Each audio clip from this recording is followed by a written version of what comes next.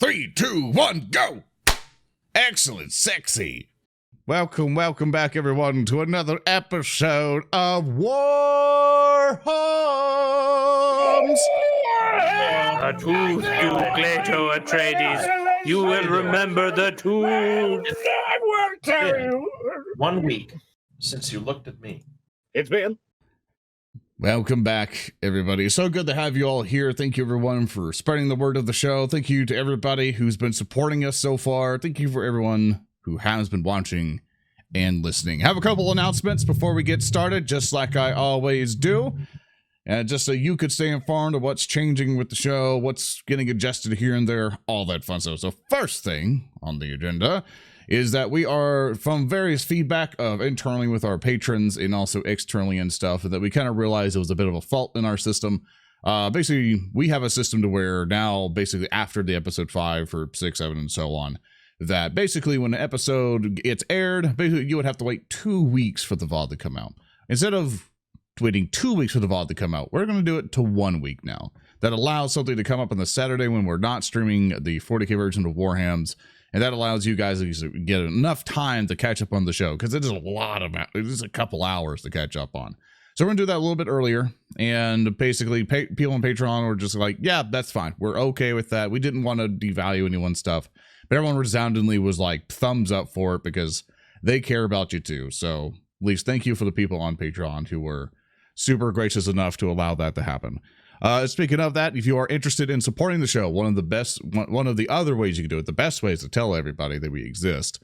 The other way to help us out, to help us afford art and all the awesome stuff, is to help us out on Patreon. So thank you all so much for those who have been contributing to it. It's been absolutely overwhelming for us. We're doing everything we can to help you guys out. And you can always support the show at patreon.com/warham. So thank you all so much, everyone who has contributed there. Additionally, if you are wondering if you have no money at all, don't worry. That's a-okay. We want to make this free for you as much as we can, but we also got to support the show because art gets really expensive, and paying everyone does get really expensive. So one of the things that you can always tune in for is subscribing to the YouTube channel, which is youtube.com/ZoranTheBear. So all you got to do, if you have no money, just want a free, funny Warhammer show, just to sit down and enjoy it, all you got to do is wait, and it'll be released on the ZoranTheBear channel, free as a VOD, and also released on our basically audio versions, which will be basically on Spotify and on SoundCloud, where you can always enjoy the audio versions of WarHams. So if you're ever in your car, out for a jog, anything else like that, you can still take WarHams with you. Additionally, let's see. Oh yeah, and we also have some awesome things that were made. We're super happy to get these. I think Laura made these. We now have stickers. We are now getting merch. We're doing stickers real quick just to basically kind of keep it low bar. We're thinking of doing shirts and stuff in the future. We just want to see how well these do first, just to kind of see how interested people are on it. So we decided to go by the Design by Humans store for sticker merch.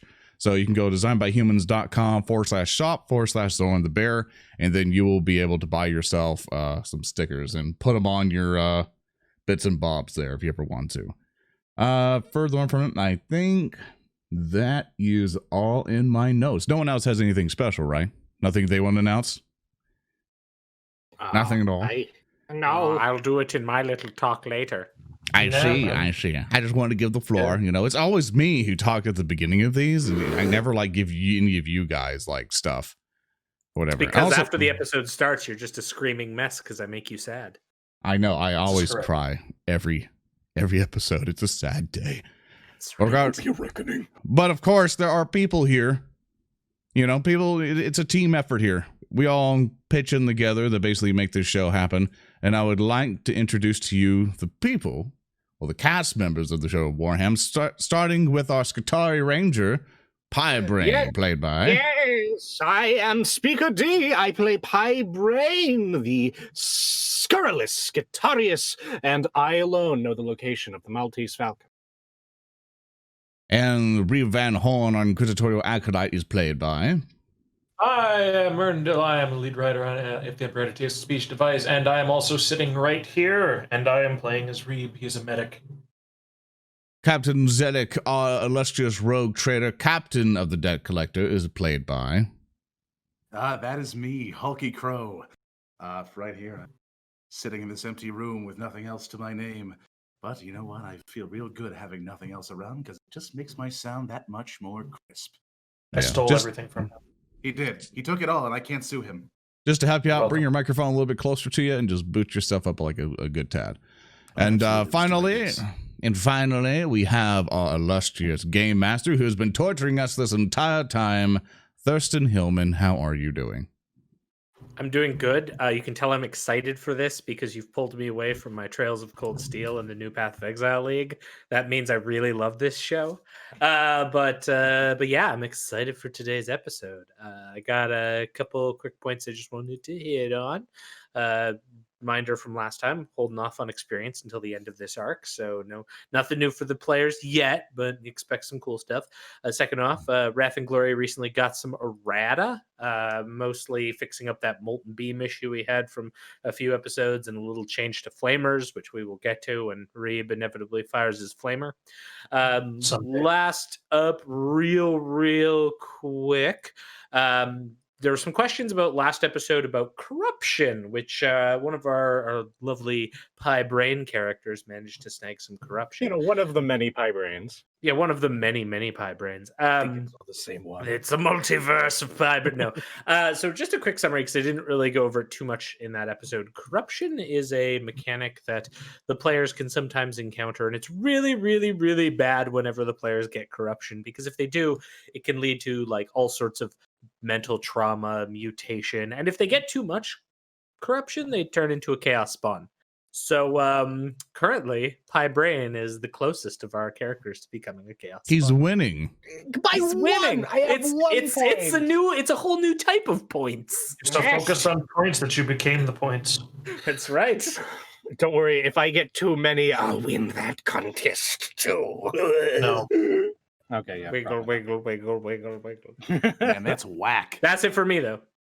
All right, so on how we run this show is basically that you guys are able to contribute to the game.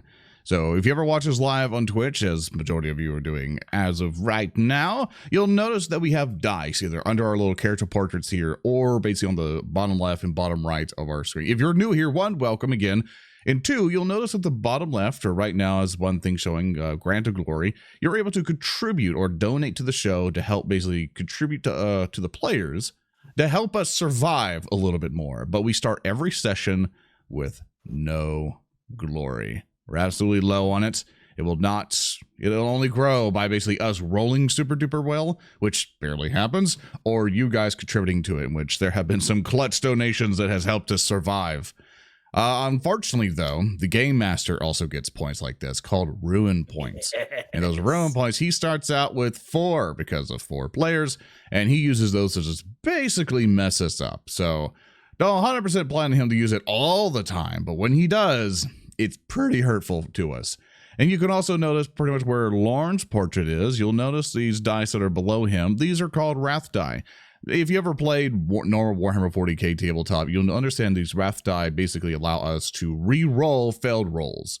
So say, for example, if I rolled and I got like barely any successes in Wrath of Glory because it's a D6 system, I can use that Wrath die, take all those dice and re-roll it and hopefully get a way better result out of it. Or I can use it for a narrative declaration. Like say if I really want to do something, I could spin one of those die to at least let that happen.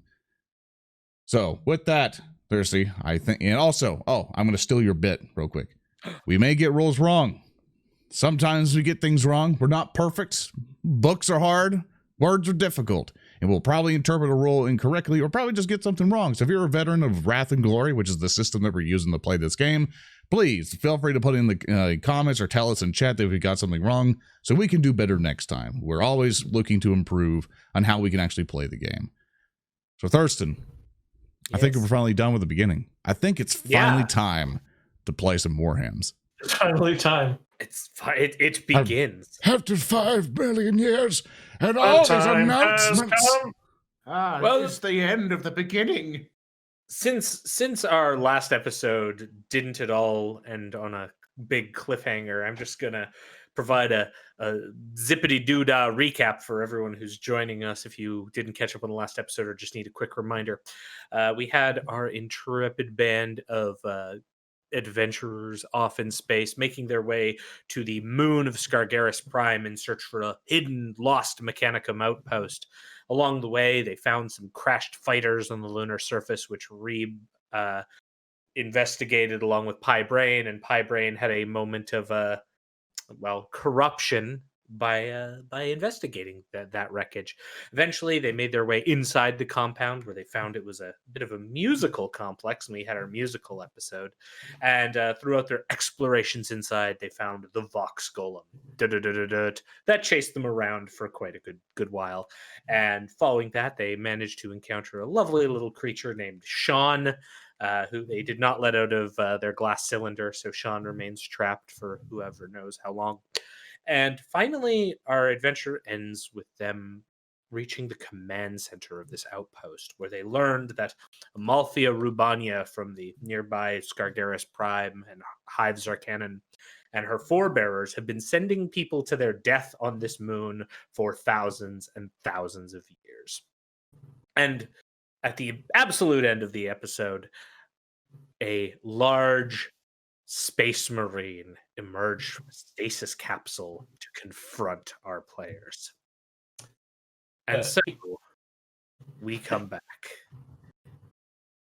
He's missing a leg, isn't he, though? He is. In fact, for everyone, let's just give a little reminder here by showing off this art again of our good friend Captain Caldeus. He's seen better days. He has seen better days. He has. We'll have So the now- hobble at us. He hopped at you menacingly. That being said, we start our session. Our adventure begins in darkness. A black screen, if you will, as our episode begins. We hear the activation of immense engines, rumbling to a greater intensity. Voices begin to speak. Engineerium reports all well. Void shields at maximum. Macro cannons to bear. Compliance.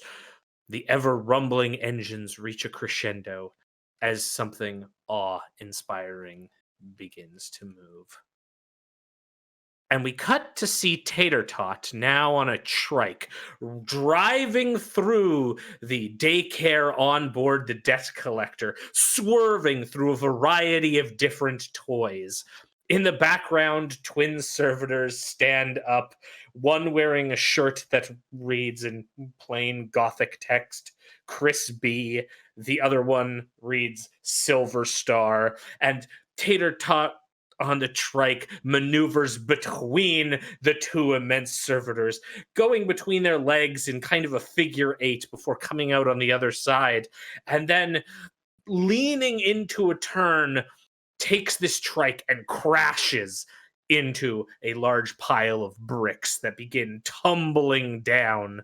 And as this pile of bricks and tumbles down. Each brick, by the way, does not have a letter on it like you would assume in a regular daycare. Each of these has a different full sentence paragraph hymnal to the emperor.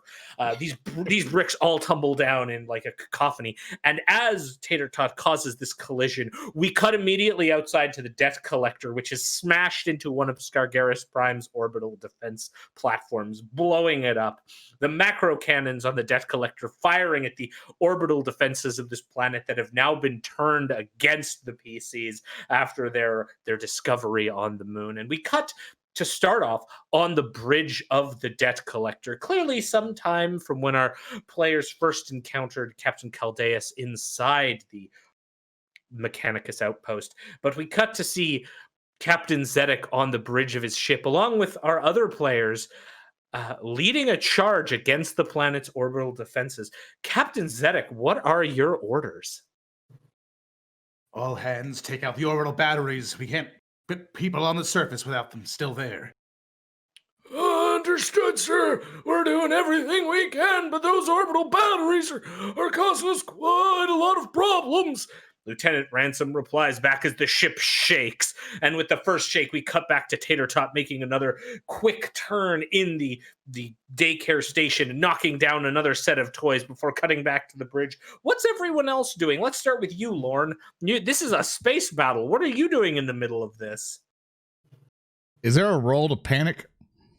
I mean, you could certainly give me a willpower check if you'd like. Actually, I'm like, oh god, everything's exploding in space. And I assume, is there like a window I'm looking at to see like the cannons just firing down on this planet? Oh, yeah. And like you're seeing the macro cannons all along the debt collector unloading, not on the planet so much as on these orbital batteries that are sending return salvos towards you. I see. I want to, what I would like to do, and sorry, I actually forgot to even open my own character sheets. That probably should be something I should do. And I would like to, it's gonna be really hard to do that. I'm willing to put a wrath point in it, and it might mess some things up for you. So I apologize. So say no. So they're firing at us, right? Yeah. I believe I'm ultra tier psyker, as much as I like to think that I am. Okay. If I want to see if I can warp grab one of the shots they're firing back at us, and I'm willing to go full unbound. Yeah, to make sure I stop it, turn it around, and boom, back to the planet. Okay. That will be I'm 3 wrath dice. It's like because I'm like looking around just trying to see if a shot's about to hit us directly and like hit the shield or something. I'm like, no, and just stopping it, like just like kind of Jediing it in a way and like pushing it back to the planet and just hopefully, if I'm skillful enough, sending it back. So yeah, I will allow this with 2 things. First of all, you're gonna have to spend a wrath point to make that kind of a narrative declaration, because that's insane. Second of all, I need you to pump 2 extra. This is called power level transcendent. It means you're putting 2 extra wrath dice into doing this. I'm going to set the DN fairly high on this. I'm going to say you're going to need we're looking at a 8 in order for you to do this. As you're just seeing munitions that are streaking and the speeds that they're moving, you're only getting this very, very short window in which to try to use your powers. Oh boy. Here it comes. Here it comes. I've got my response ready. Okay, so because I don't know how to do it with the character sheet we have, because we're using Roll20, because it's weird with this default psychic mastery test. What I'm going to do is I'm going to roll psychic mastery, and I'll just throw in 3 extra die, right? 2 extra die, because the psychic mastery should include it. Yep. Okay. You're good. All right, we're going to click it first, see what I get. Yeah. Okay. Oh no! I got an 11 and a glory. Oh my god! Yes! All right. But I still have to Nice roll. for me. I still have to roll the two other. You do.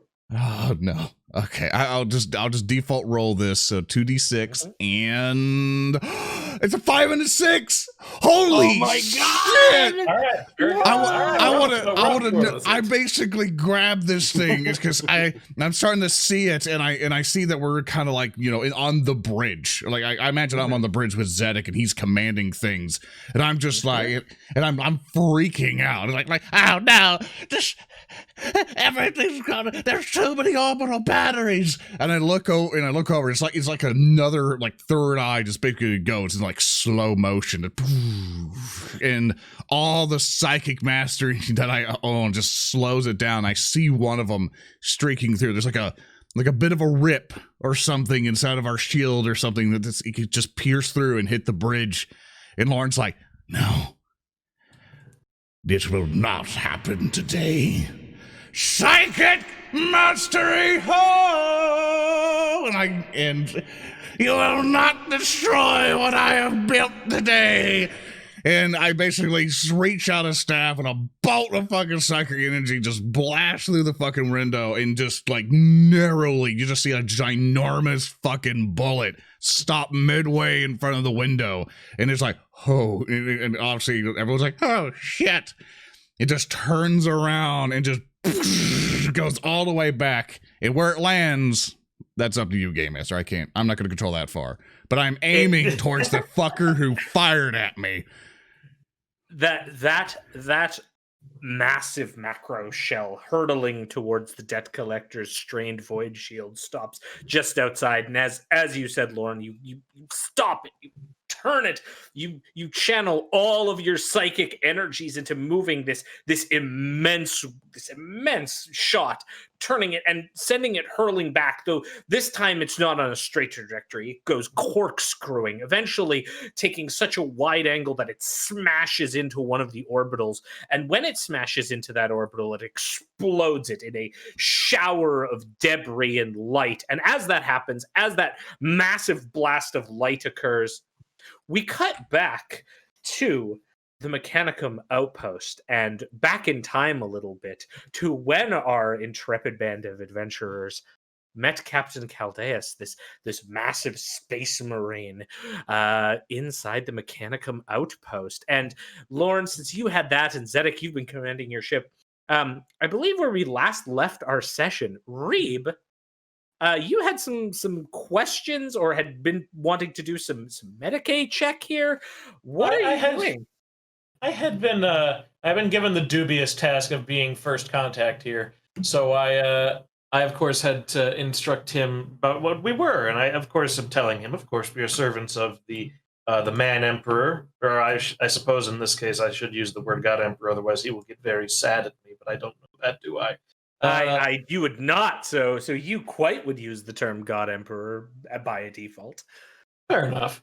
In that case, then, yeah, mention that we're servants of the God Emperor, but I mainly had of course, a Medicaid check to roll if I can convince him to let me close enough, because I want to give him a bit of a hand with his his gait. Okay. See what the damage is on his leg and arm stump, so to speak. Absolutely. Give me a Medicaid. He's sort of like, now that you've clearly identified not as being hostile, he's wary. You get this sense of threat from him. But he's sort of lowered his sword and is using it, putting it slightly into the decking here to help stabilize himself. And you approach this utter behemoth, and you can tell the damage is very extensive. Though with a 6, that's enough for you to tell the damage is extensive, but this divinely wrought servant of the Emperor is in no threat of dying. It looks like, in fact, all of the wounds have sealed. Obviously, there's room for bionics and other stuff, or regenerated limbs. But in this case, though obviously hampered, this Astartes is completely able to get into a fight or perform actions as best he can with his current impediments. Okay, so while I'm checking out his wounds, I of course am going to attempt as best I can to bring him up to speed with our mission, considering he is likely far older than we. So obviously that's going to take quite a bit of effort, but I will more or less say that we are friends, if that is all possible to say to a man with a face such as that. Friends, I see. Well then, I introduce myself again. I am Captain Caldeus, seconded to the Sigilites' command. Have you been sent here to retake the planet? We have... Reeb's gonna very gently stroke his chin. In a way, yes. We have more or less come in this dire circumstance to check on this planet, as we have lost contact with it for quite some time. We've only recently rediscovered it. Rediscovered you? You say it was lost? Regrettably, yes. In the time after the schism, there was a great deal of lost contact with many worlds. I am not terribly up to speed with it myself, but I assure you, it is all the better that we are here now and seeing the extent of the loss in this case. How long? How long have I been in this stasis capsule? Well, can I actually hazard a guess?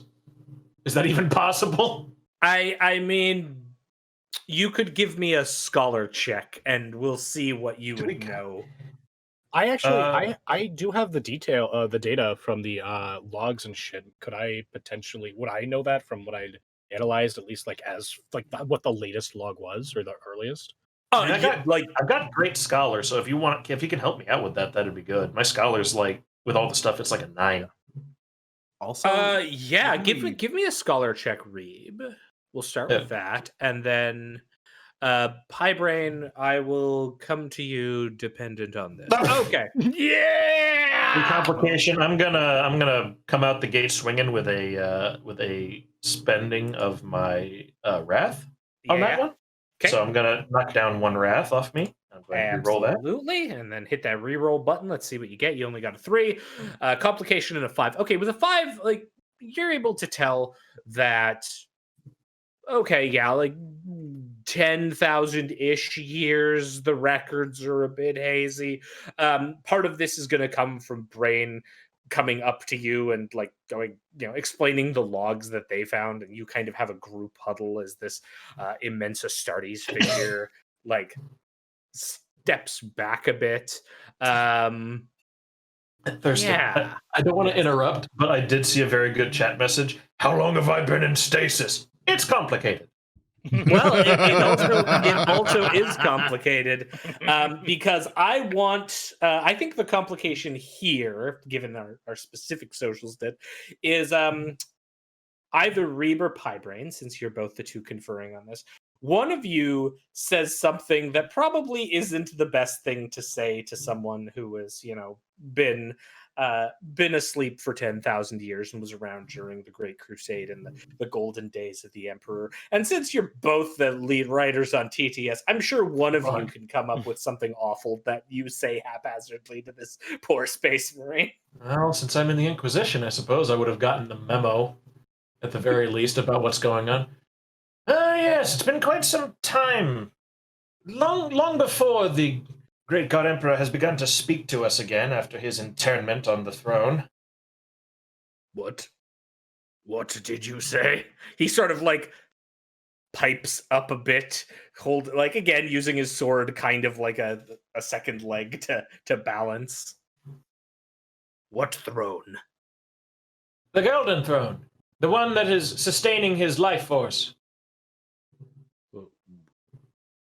I have heard of no such throne. Is this a new development? Was it built after the war? Oh, damn, you are old. Yes, unfortunately so. It was. He was felled by a great wound, but is still very much alive. Felled, but he's alive. This is good. Then I can still bring my message to him. It's kind of debatable. Funny thing. Regrettably, Captain, that is not something that is easily done. For you see, approaching the God Emperor has become somewhat difficult for, anyone that he does not wish to see, which is not even guaranteed by him anymore. I grab Reeb by the shoulders, and I start shaking him slightly. But we do have a solution. Yes, what? We are on a crusade led by 2 of the Primarchs. If any could get a message to the Emperor, it would be them. And since the Primarchs is my liege Sanguinius with them. Yes, of course. Everyone, I can just imagine everyone just looking left and right, just yeah, sure, yeah. Everyone's looking for an exit. Reeb is just still being shaken by Braine in my mind, so he's just going, you see about that. Hi! What? Sorry, I got What married. do you mean about that? And with that, we cut back to another orbital station exploding. And this time we cut to Braine. You're on the bridge of the debt collector as it is continuing to battle through these orbital stations over Scargeris Prime. What are you doing during this fight? Well, I see this huge munition about to kill us all on the bridge. And then I see Lorn just use magic to make it go and kill like 3,000 people. And I kind of take a second. Go, keep on. Hey, look at Lorn. I ain't topping that shit. Make sure these shields are working. No one to hold him, no one to fold him. So I'm gonna be moving about, and how much of the crew are servitors? Like there's a good half of the bridge crew are servitors that are plugged in. I assume Zedek uses servitors whenever possible because real people require resource investment. Yeah, so I'm not completely heartless. I'm going to be trying to network these servitors if they are not already networked, and attempting to micromanage and optimize their performance outputs. Specifically on the aspects of the systems that are not being currently exploded and or are exploding others. Okay, that's going to be a tech check. Oh, the tech priest making a tech check, eh? Yes. That's very typecasty of you. Yes. Another glory. Seven glory. Yeah. Okay. So you get a 7. Yeah, you get a 7 with a point of glory, which is enough for you to start networking various servitors and micromanaging all the data flow that's going through them and rechecking their numbers. And you're really controlling the void shield operations of this vessel right now. And as that's going on, you feel this presence come up beside you. Sir, Braine! And you turn to see Lieutenant Ransom sort of awkwardly shifted beside you.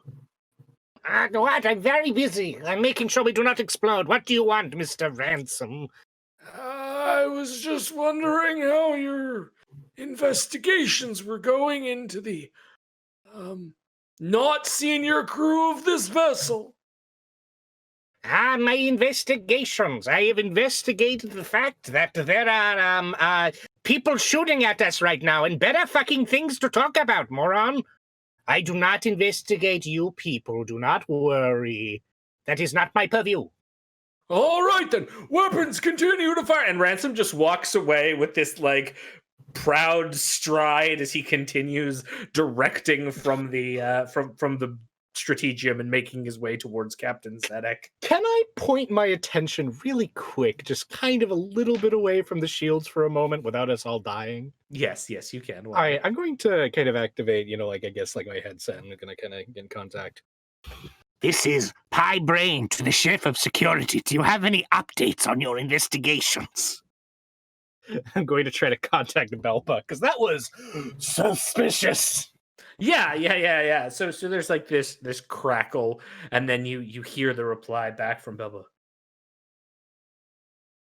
Nothing to report yet. I'm still on my sneaking mission. And Chief of Security, I request that you focus your investigation on Lieutenant Ransom. I believe he's hiding something, and these stupid people on that dumb purple world make me not trust anyone. I believe we must take after Reeb's example and become altogether more inquisitive. All right. I've got my eyes on him right now. Really? You're in the room? Look around. Give me an awareness test. Yeah, sure. Jesus behind you. Instant transmission. Elba, I don't trust him. It's okay, Ransom. It's okay. I trust you. I hate him. 1 success. Like you don't see Belba anywhere. Like in fact, you're looking around. Like there's crew. There's Lorn who's straining under the psychic power. There's Zedek giving orders. There's just a random cardboard box in the corner, but that's not suspicious at couldn't be all. anything. Like yeah, exactly. There's nothing of note. Damn, she's good. And with damn, she's good.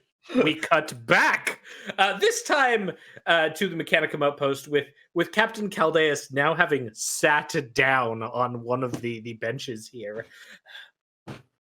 And so ultimately, that is what happens when one apparently reads too much from a book written by someone who could be considered to be not so wholesome. But rest assured, the God Emperor himself has transmitted an informative missive out to...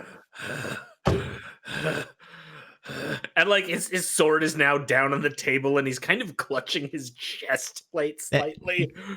It's okay, buddy. They made a holiday out of them. A holiday. A holiday. So to sanguinalis, it's pretty neat. It is in his memory.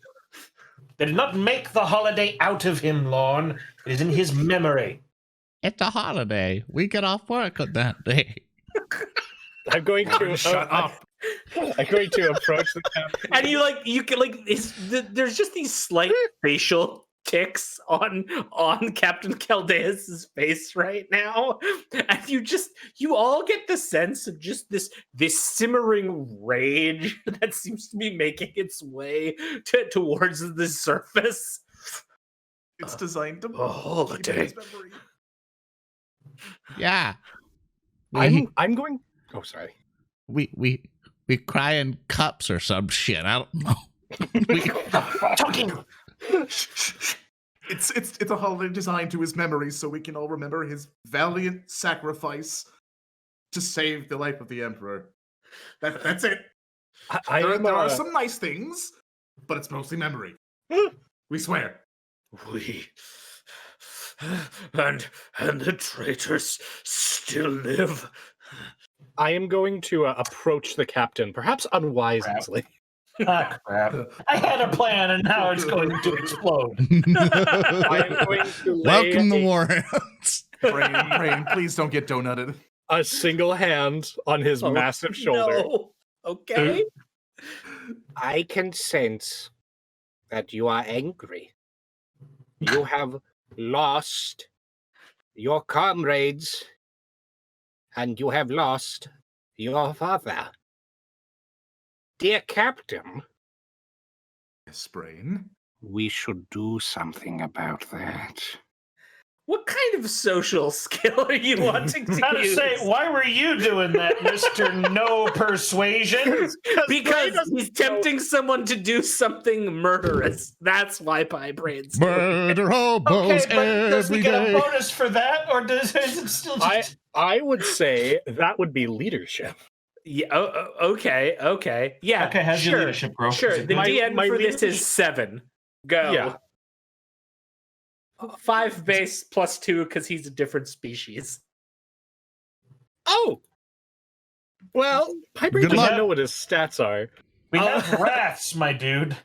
We have a lot of glory you can spend. Yeah, would you Yeah, like I'm to gonna- spend a hey, lot of It's okay. I'll We're help you gonna out. be Just dropping don't Here, just to make sure you. glory onto this 5 glory, stuff, all my right. friend. There you go. There you go. Yeah, we're gonna need your help on this session. Please load for Would you the like to spirit spin a wrath? 4. We're gonna bump a ref. Okay, so it's up to 6, and now you have to roll with the bonus glories. Or did you include them in the? I included them. Oh, god damn it! Reeb, would you like to somehow try to assist? I will only do it. I will only allow you to assist if you continue to push the narrative of revenge. Actually, if I we would want be to talk happy about do it, that. Zedek might be our leadership boy. I have a leadership of a 6. I also want to have try six. something if I can run it past you, though. Okay, Zedek first. Actually, that's a Okay, good point. go. Leadership captain. Sure, Okay. I'll throw a leadership at you. That's a 2. Okay, we'll burn a lure up a wrath. Sure. Okay, Get a wrath on that. Too? Okay. There you go. Oh, Everyone's that's a down bit their better. wrath. Okay. Remember okay. to help out people who don't see any of this visually to tell what That's a your number was. 5. That's a 5. Yeah, that you know what? That's enough to assist, which I think will calm Captain Caldeus's rage TM down a bit. How does Captain Zedek join in on this little conversation? Well, while we can't do anything about Sanguinius or your legion, these monsters did this to you and countless other fine representatives of the Imperium. There is nothing short of wonderful and fiery vengeance we need to take upon them. And we offer that in our assistance to you, Captain Caldeus. You will assist us in helping these wayward once Imperials to comply with the Imperial message. Right. All right. You have a ship. Oh, do we have a ship? It's kind of crappy, though. Okay, Yes. He got it at a certain dealership. It was used. It was my dad's. Put it in H! But it was my dad's. My fighter's still in the hangar, but it won't be enough, and I can't pilot it. But your ship, can it strike at these heretics? Oh, can it strike? Can it strike? Gentlemen, can we just get some testimonials in here? We need to bump our reviews on Oh no. the Imperial Captain. Bazaar anyway. Captain, I'm not one to lie, but I don't believe a planet is the same as an orbital defense platform. It's very easy to hit a planet. It's very large. Well, we don't need to necessarily blow up the orbital outpost. Don't we? Oh, yeah. A quick We note have to Look, it has big cannons, and we can blow them up on the surface. That's all that matters. Captain Zedek, Yes, Braine. you forget. Not only are we angry enough to make a difference, everyone on This that is planet... too slow! And he pushes himself up with his sword on the table. We must crush these heretics. I require vengeance now for all these sins you have told me. Capital. Let's get to it. I really like this guy. I Which think he's one of you reasonable. was the strongest? I raise my hand. I push Braine forward. The robot man. That's him. I don't Greetings. think I'm really that cool. I mean, I haven't really done anything with my psychic powers at all. Yeah, I except know, to Lorn. You zap never people. really accomplished, much. Silence! I have a task for you. And he points his sword with the blood drop hilt towards you, Braine. And then he's you. And then he moves it over inconspicuous, to this inconspicuous corner of the room where there's just this metal push cart. You will take me to your shuttle. I like where this is going. And with that, Captain Caldeus begins hopping on one foot, placing himself on the push cart. Captain. Mechanicus servant, push me! I push with the force of the Forge World. While the captain is in the wheelie bin, Yes. I want to try and get some information from him real quick because I want to set the scene here. So we have Braine pushing this one space marine on a push cart, and you're basically walking beside this, interviewing this space marine. It's like House, it's like House MD. That's what I am right now. Okay, sure. What are you asking? Go ahead. Well, because I don't know if anyone forgot or not, but our little shuttle managed to make a little splashdown after hitting, a field and crashing in. We're not leaving terribly easily in our shuttle. But I need to ask him, Captain, where are the repairing instruments? Are there any servitors still active on this outpost that we can use to refit our shuttle for exfiltration? I do not know. I only had enough time to seal myself in the stasis capsule after killing all of those traitorous followers of the War Master who trailed me here. I lost my leg, I lost my arm, but I killed dozens of them. And now we will kill more. Reeb's just gonna like reach down and pat his cheek if at all possible and say, "Don't worry, Captain, we'll get you a new arm and a leg with which you can go stomping later." I stop pushing for just a second. Okay, you stop in the middle of this hallway. Yeah. Our shuttle is far away. There is a new one in there that we are unfamiliar with. Captain! And I'm going to quickly run to the main hangar bay where we saw that original shuttle. It wasn't a shuttle, it was a fighter craft. It was his fighter. Oh, I understand. Okay, never mind. I'm going to keep pushing. No, I just imagine you run down, ting, ting, ting, like, nah, it's that one. Like, oh, and you just ting, ting, ting, ting, ting, run back.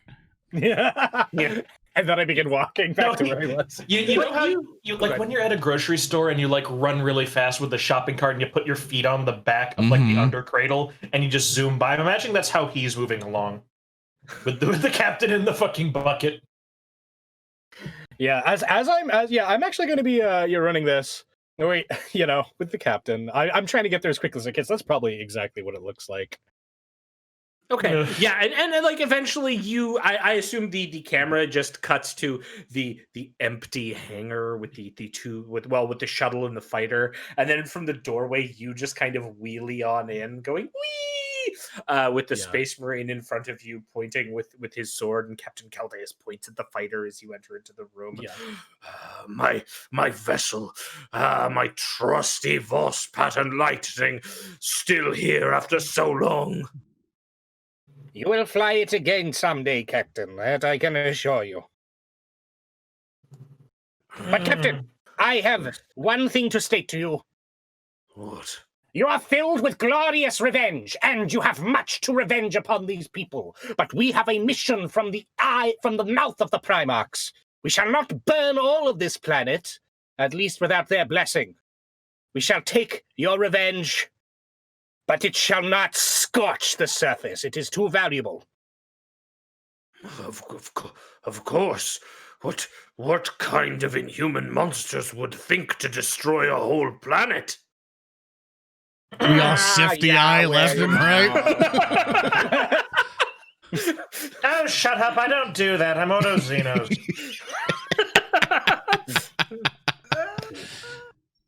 You're in league with the Xenos! No, I study them. I rip them open. He's a scientist. Noble pursuit, then. I had to make it very quick. Like, I rip them open. No, Reeb is pretty cool. Repairs complete. A servitor walks out of the back of your shuttle. Is it our servitor? It seems to be a backup servitor that was which one in is the it? back of the shuttle. This unit identifies as K. Hermson. The shuttle is ready to depart. When did he get in there? Don't worry about it. See him? Oh, sod it. Load up. We're getting out of here. Oh, crap. The field. What about? How are we going to leave with the field still there? We're just going to splash into the crater and die. Actually, if you just go slowly through it, like, you're fine. Oh, really? Is that it? Yeah, the void shields only repel, like, high, fast-moving objects. Well, you see, Reeb, the void shields only repel high, fast-moving objects, so we're fine. Wow, very only good. I a wish I'd tech known piece, a tech piece of your caliber should have only known that, but it would have been really useful if we knew that when we first got here. So I'm glad you brought that up now. So, it's really your fault. And as you all enter the shuttle, we cut back to our orbital scene, except slightly further back, with all of you entering the bridge, having all of you except for Captain Zedek removed your void suits. Well, Captain! Yes, Ransom. The orbital defenses here have begun targeting us. Yeah, well, funny story about that. It's a planet full of traitors, as it turns out. Traitors? All right, then, we will bring justice to them. And just starts turning and issuing orders, and Yeah, what are the rest of you doing as you now come onto the bridge for the first time? Well, I suppose my duty is not here. I am no general. I shall retire to the med bay and ensure that the syringes do not fall into our critical condition tech priestess. Excuse me. Do we have any biotics in the med bay? Actually, wait, that is a good question. Captain, Yes. did you stock up on replacement limbs like I had asked you at last dry dock? Oh, you had asked me that? I thought you were talking to the servitor. Oh, for goodness sake! I bet Gamu did this. Look. I pull out my flask that is clearly damaged by a bullet that's been hastily soldered over. Sometimes I forget. It's not an issue. I can stop whatever I want. But maybe I did. Can I make a check to see if I actually was smart enough to order replacement limbs? Yeah. You know what? Let's get an influence check. Ooh, oh boy. Well, let's hit him with the influence check. Hit him with the As soon as influence it check, loads. baby. That's a 4. That is a 4 and a glory. Ooh. Knock us You off the glory. know that is not enough for you to acquire bionics. You're gonna need another point, so you're gonna have to spend a glory or roll You have a around. lot of glory. Can I spend a glory? Can I spend How two? much glory do you want to spend? Spend like 4, just in case. Sure. Why I want to. Hey, GM, I got a question actually. Can I Yeah. add some pressure to Captain Zedek so that he can succeed this? After he decides if he's going to use the glory, which I think he is. I'm going to spend 4 glory. Yeah, roll 46 for me then. Oh, 2 more successes. So yeah. you would have some bionics. You're not sure if they're particularly good bionics. You remember wanting some bionics, but like most of the ones you bought were intended to be punishment for bad crew menials. So, is Zedek relaying this to me? So we do have some bionics, Reeb. They may not be the best since my portfolio took a hit. It went sideways. I don't know how good they are. It's a surprise. You'll have to see when you get there. Reeb is going to take a very uncharacteristic, very deep, grimacing frown. I'm going to push an intercom button. Gamu, print the list. Farewell, Captain. Bye, Reeb. So Reeb, you depart. Now, before we jump back forward to the destruction of all these orbitals and Braine contacting Belba, which we've seen occurs. One thing that is still odd, and various crew members are kind of looking at you, Captain Zedek. You still have your void suit on. There is nothing wrong with me having my void suit on. I'm simply being fashion forward and planning to fight them on the top of the ship. You want to hit them with your sword? I understand. Yes, put me closer. I want to hit the orbital batteries with my Just sword. imagine Zedek on top of the deck collector as it's plummeting towards the planet, and you just have your power sword out, going, "Bring me to them!" Ah! Just this atmosphere is burning us all alive. Sir, should I get the servitors to remove the void suit for you? No. Just very, very clearly do not. And then just completely side. All right, let's get these comms on board. We have some work to do. Just completely ignoring the question after. And then we've now effectively snapped forward to the point where we began, where the orbitals have now exploded. Reeb's presence not on the bridge as he has retreated to the Medicaid deck. Lorn has just finished corkscrewing that missile, and Braine has created a series of servitor slave servitors for the shield, the void shield array. Captain Zedek, your vessel is now taking a pounding from orbital defenses. What are you doing? I'm checking on the various comms and seeing what's going on in the lower decks of the ship, how badly we've been hit. I would assume I receive some kind of communication. Like, what do you mean the torpedo loaders are rioting right now? Tell them to, if they don't like how they're being treated or how they're being fed, they can drive that torpedo themselves. As I assume Give me I a leadership overhear. test. I assume as he's making this test, I assume I hear it, and I'm like, just doing all my psychic stuff or whatever. And I'm still enhanced and all that stuff. So I look for it, Zedek going, "I bet it was the Beef Kings. Those guys are dicks." They are Kings. Give me that leadership Almighty. test. Is that I did. It's a 7 there you in the go. glory. Yeah, it Yep. was 7 with a glory. Excellent. 7. A nice and another glory. Okay.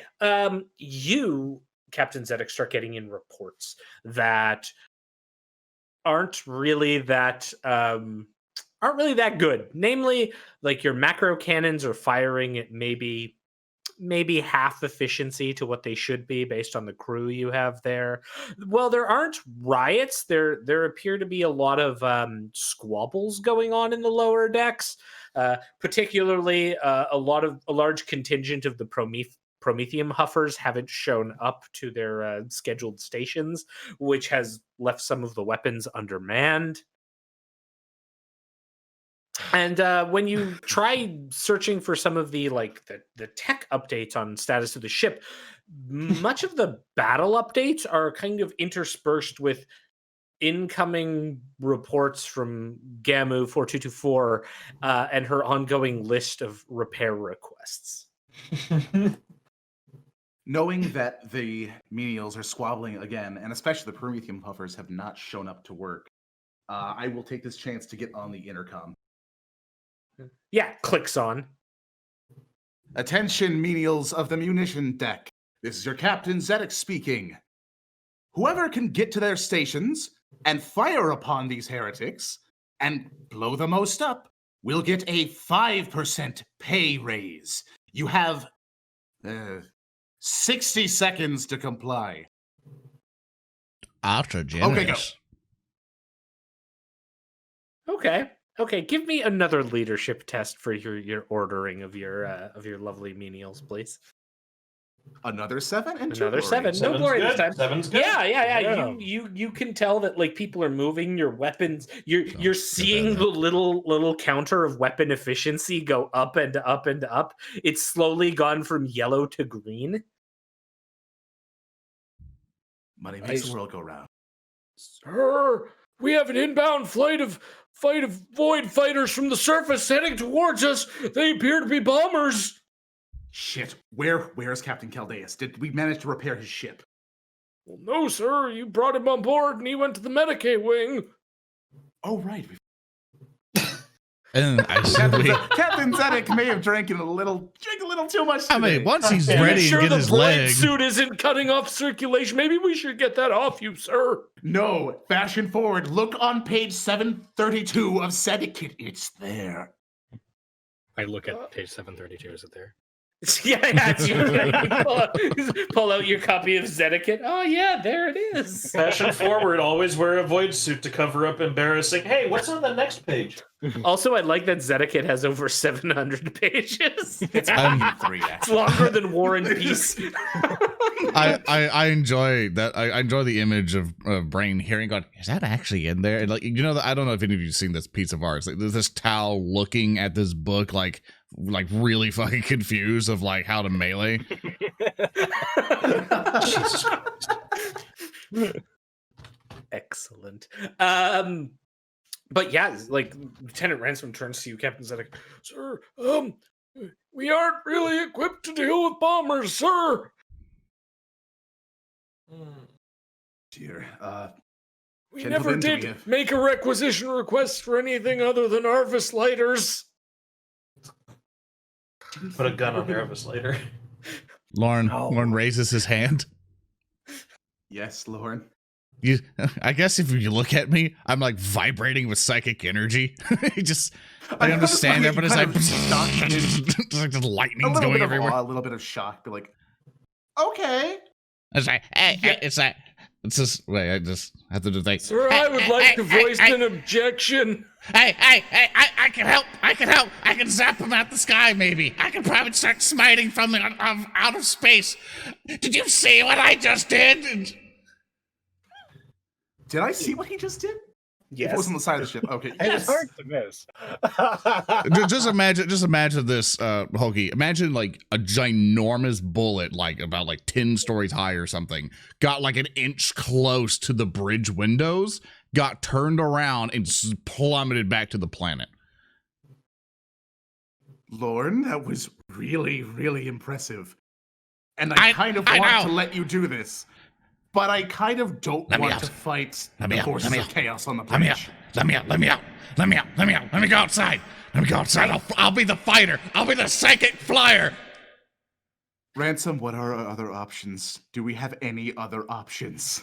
Well, we can fire skyscraper-sized ammunition at them and hope they can't dodge and that they have really bad pilots. No! We cannot shoot a skyscraper at them. I have another plan. Let me do it. Let's do We that have plan two in my plan. honest fighters, the horrible things, the boxes, those things. We have two of them, right? We should have two left, yes? We have The two. munitions aren't very yes. good. They aren't really adequate. I know, but they are very heavy. We We are not autopilot two using of them them as onto a suicide ramming corps. vessels. It's the only way! No, it is not. Do you ever No. want to go to a planet ever again? I We let's can hope. land. I am not, as much as I put... Oh, they're this getting as I- close, and like you can see this wing of fighters coming out of the atmosphere towards this 5 point of bombers making their way, streaking through the purple atmosphere I'm towards rushing the up to deck collector. Zedek. I rush up to Zedek and grab his shoulders, and I'm like, Yeah, and there's this like let me actinic go. tinge as you do it. "Let me go, Zedek. Let me win." Wait. Lord. Time to throw Lorn out the airlock.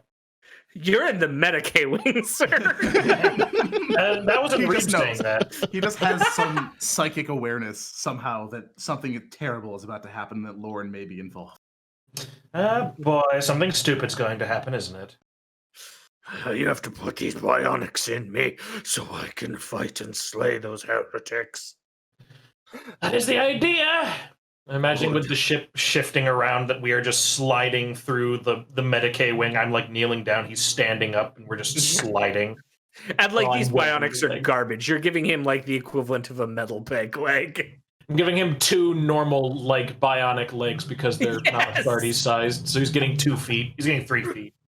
Yeah, beautiful. An exclamation point will form figuratively over Braine's head. Lorn, Yes, you are a genius. I know I am. I rush to the airlock. No, wait. Zedek, I need you to do something. Something I never thought I would ask you to do. I need you to contact Gamu. Uh-oh. This is serious stuff, Zedek. What you gonna do? Tell her to go to the communications relay and follow my example. Lorn, come with me. I need moral support. Okay, And I I'm pat going him to on the head to- back. It's Okay, okay. You're pretty on the inside. I know. Now, we must go to the communications relay. We need your psychic might to amplify our resonance. Oh, okay. I follow. Zedek, do you call for Gamu? Zedek will put his pride aside and go to hail Gamu. And like as soon as you send the message, this elevator pops up on the side of the Strategium deck, right by the communications wing, and shuffling on is Tech Priest Gamu 4224. Ah, I see you have finally deigned to listen to a higher intelligence. Good. Just Yes. imagine the washer fucking machine drawer that's under her is running every step she takes. Are Pi and Lorn there, or have they fucked off to the communications relay? I'm assuming that like very quick, like the communications relay would probably still be part of the strategium on this ship. So it's just like a higher level up here. So when you rush up there, she just comes out of this elevator to meet you and says that. Yes, I have come to a point where I must put my pride aside, you sardonic server cabinet, and I must ask you for your aid. Pi has some sort of idea, and we need assistance. A little closer to a your mic. Lemuria idea. This should be amusing. Pi is just crushing like whatever he's holding onto in his hands as he just hears Gamu shit talking Lemuria. It's okay. Well, It's okay, Braine. It's okay. Just ignore it. please tell just me fine. your tech meme. Camu! Yes? We are currently in crisis. Bombers are incoming, and if they get their bombing run off, all precious technology will be obliterated on this vessel. Now you have one option. We are going to disrupt their targeting systems via a litany joint between the two of us. It disgusts me as much as it terrifies me. Meanwhile, our psyker shall be able to lift our electronic disturbance into the aether and allow us to manipulate the noosphere. Basically, long story short, we need to yell at the fighter pilots until they crash. I will do this on one condition. Name your price. The litany will be a Graia litany. You ask too much! Too much! The Muriel litany! I put my hand on put Braine's them shoulder. aside. Braine, it's either this or I'm going outside and I'm going to zoom around zapping people with Molten Beam. That'd be stupid. Okay, Graia. Let's go. All right. Along with the inevitable wrath point you have to spend on this pie brain, please explain your bullshit plan and what dice rolls you would like your to bullshit use. plan. Oh God! This All right, is here's- cooperative role playing. Please here's tell my- me your here's- plan. Here's my bullshit plan. So we are going to summon forth the canticles of the Omnissiah, utilizing the communication relay to spread them out through the noosphere and electronically interface with the targeting systems or piloting systems of these fighters. In doing so, we hope to make the machine spirits rebel against the users and disrupt their general flight plan, their targeting, whatever. If we can get them to crash, overload, whatever. All good in our book. Okay. The plan is to do this via our chanting and our supplication of the machine spirits. Meanwhile, we are having Lorn as a basically as another antenna, hopefully using his psychic mastery and joining with the rights, which he'll probably be slurring and fucking up, to hopefully broadcast this signal even further than usual. Basically, an aggressive shroud psalm. My Okay. plan was to basically be Iron Man and fly through space and Molten Beam people in a bullet suit. I was pretty excited about it. Well, get fucked, sir. All right. I will allow all of this bullshit because why not? I think Reeb's still working on the space marine, right? I don't know if he has to make any checks or something, but we're gonna get to the bionics, the okay, three-legged I didn't want him space to get marine. forgotten. No. Real quick, I will allow this. We will start with a psychic mastery test from Lorn. Then that will still be unbound because it's still the same scene. And this psychic mastery test will, let's say, have a DN of 7 to act as the proper mystical warp-powered conduit. I'm going to use 4 glory. There will be another test after this. So. Yeah, so I'm gonna use 3, so Braine can use 3 on his end. So if that's good with the party, is that okay?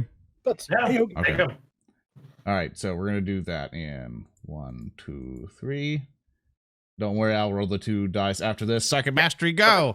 Here it comes. Okay, I got an 8. Nice. I got an 8. Let's roll the 2 extra die here. Let's see how much to screw this up. 2d6. 1's a 1. Okay. So but one's a 1. But the other one's a 4. That's fine. Roll me 2d6 now. Again. No, that's the 1. I already added all the bonus stuff onto that one. No. So the 2d6 you're rolling there, that's the like extra wrath dice. So you got a 1 on one of those 3 wrath dice, which means you get a perils. So now you have to roll me the perils result. Okay, I'm making sure. 46. Yeah, 46. Is there any? I know we had some submissions for it, but I nice. don't know if it'll work or not. Yeah. We do have submissions, and I'm just pulling those up right now. I've been waiting on this one. I've been sitting on this one. Oh, no. All right, let's hear it. This is from a fellow Robert P. It is entitled. It is a warp related phenomenon called Little Furry Frog. Oh, you son of a fuck! I don't get A small furry frog appears periodically in the vision of all of the players and important NPCs in this scene. It does no actions other than ribbit occasionally. However, all players respect and acknowledge that the frog outranks Zedek, even on his own ship. If they choose to interpret the croaks and ribbits as orders, that's on them. It's fucking stupid. Who submitted this one? This is the best one. I don't get it, but okay, it's good. This is the best one. Its name is the name of the submitter is Robert P. Also, the end, which I did not quite get to, its name is Bortrand. Bortrand? Bortrand. Yes. Because he outranks Bertrand, so he's Bortrand. All right. So you, Lorn, you managed to channel all of this psychic energy blasting out this wave. And as you do so, that's when you see this frog that's on the unit that both Gamu and Braine are beside. It just like looks up at you, like sends its head to the side. Yes, because I'll do my best. Superior. Bzz, and I continue to do what I'm doing. Yeah, sure. Okay, so Braine, you see you also see this, but you see that you now have a proper channel. I'm going to ask you to make a tech roll for me. The DN on this will also be 7 because it's very difficult. I'm assuming you're going to want to pump some glory into it. I absolutely am pumping the rest of our glory. Mm-hmm. All right. For Lemuria! Riot. You did get a wrath, by the way, so you're up to full wrath. So I'll spend a wrath here. Gaia. Lemuria! Okay, well, let's look on rise. Omnisire! And as like you do this, and you see this streak of torpedoes come flying towards the debt collector, and at the last possible minute, they seem to be disrupted, and some of the fighters break off, or the bombers break off from one another, as though they're scattered, and their sensors are all sorts of jumbled by this great litany of Graian superiority that is being blasted towards them.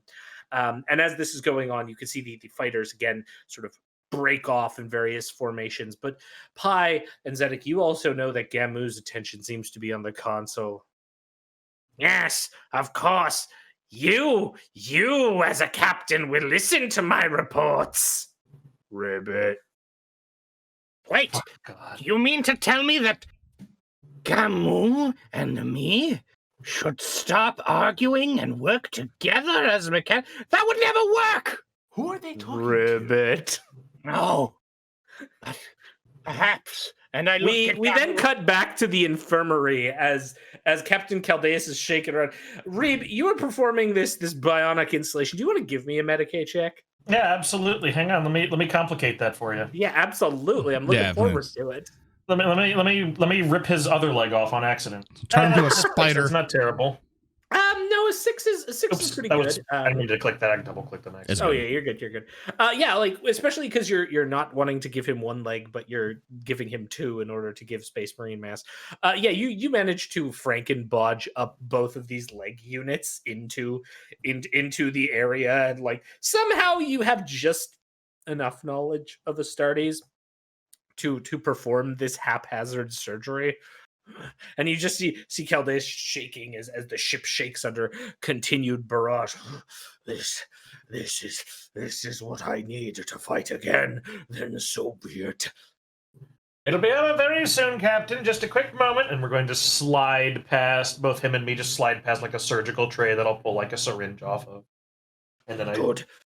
What is your name again? I am Reeb Van Horn. I'm an inquisitorial acolyte, my lord. What is this Inquisitor? The Inquisition is a... How much time do you have, Captain? It's quite long. And then you slide back the other direction as the ship moves. I have as long as you have to place these bionics on me, so I may go in glorious combat to honor my liege Sanguinius. Do I have a gauge on how long I have to explain to him? Just sad crying. Yeah, he's starting to sad cry now. You've got a bit of time. Suffice it to say, my lord, the Inquisition was first developed as a force to help ensure that no further hostile incursions occur, be that from the Xenos or the heretics or indeed the malign entities that we know so very little of. It sounds like a noble organization. Oh, very much so. This is the insignia you would often see. I will hold up my inquisitorial rosette to kind of show what we to look for. It bears many hallmarks to that of the Sigillites Order.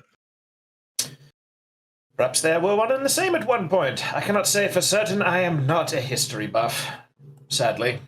But you are a skilled physician, someone who helps people with your medicine. This is good. This is needed. It will get my legs fixed so I may go into battle. Yes, regrettably it appears as though the captain did not get enough good quality arms, so we'll have to order a special Astarian model as soon as we are able. But until then, just gonna inject his leg to numb the pain a bit. What? Yes, of course. I can fight one-handed. All I need is my sword. Well, it looks like a good sword. So, I believe you should be able to... here. Give it a whirl. How's it feel? How does this look, by the way? I have no... I assume that it's like one leg, like with a bionic foot facing forward, and one leg that's on backwards facing back. So it's kind of like this T-shaped leg that he has now. Oh, very good. I've accidentally created a Chaos Raptor. Fantastic. Yeah. Sure, it works. The balance is a bit off, but I can get used to it. Thank you, Reeb Van Horn of the Noble Emperor's Inquisition. Of course, my lord. As always, deferent to your direction. Now, let's get you squared away, shall we? To the bridge! And he, pulls his sword and raises it high. Of course. Smashing a bunch of the ceiling lights. Oh, Emperor, what the hell are they doing up there?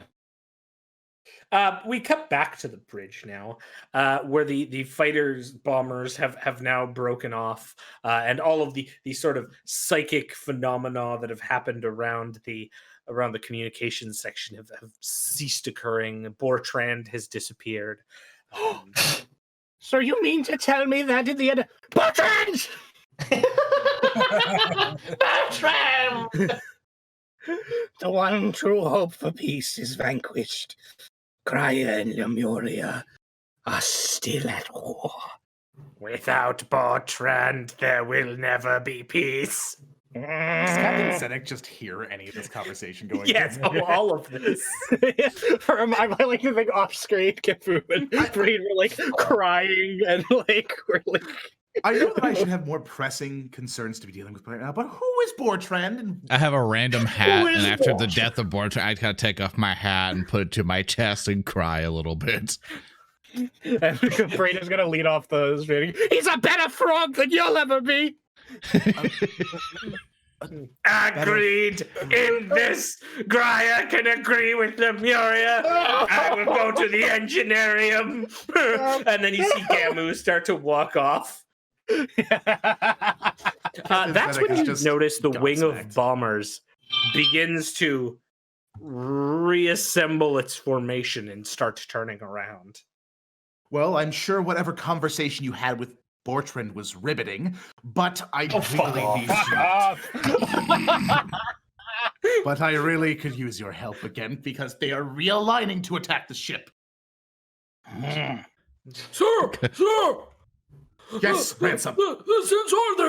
There. And as Ransom begins shouting, you see this streak of small lights that careen towards the incoming bombers, and each of them suddenly explode in pinpricks of light as another flight of fighters move by. These ones stained in slight golden livery, coming under the shadow of an immense behemoth, a battleship that has entered the scene. The Magnum Aurum Victorium of Katja van Noord.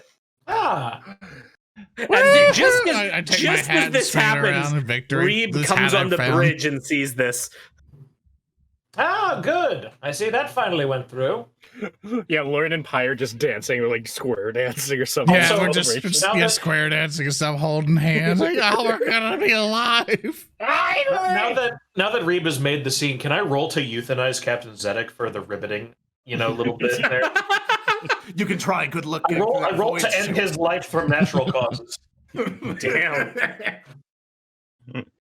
Yes. Well, sir, we have an incoming hololithic transmission from Katja van Noord, sir. Open the feed, Ransom.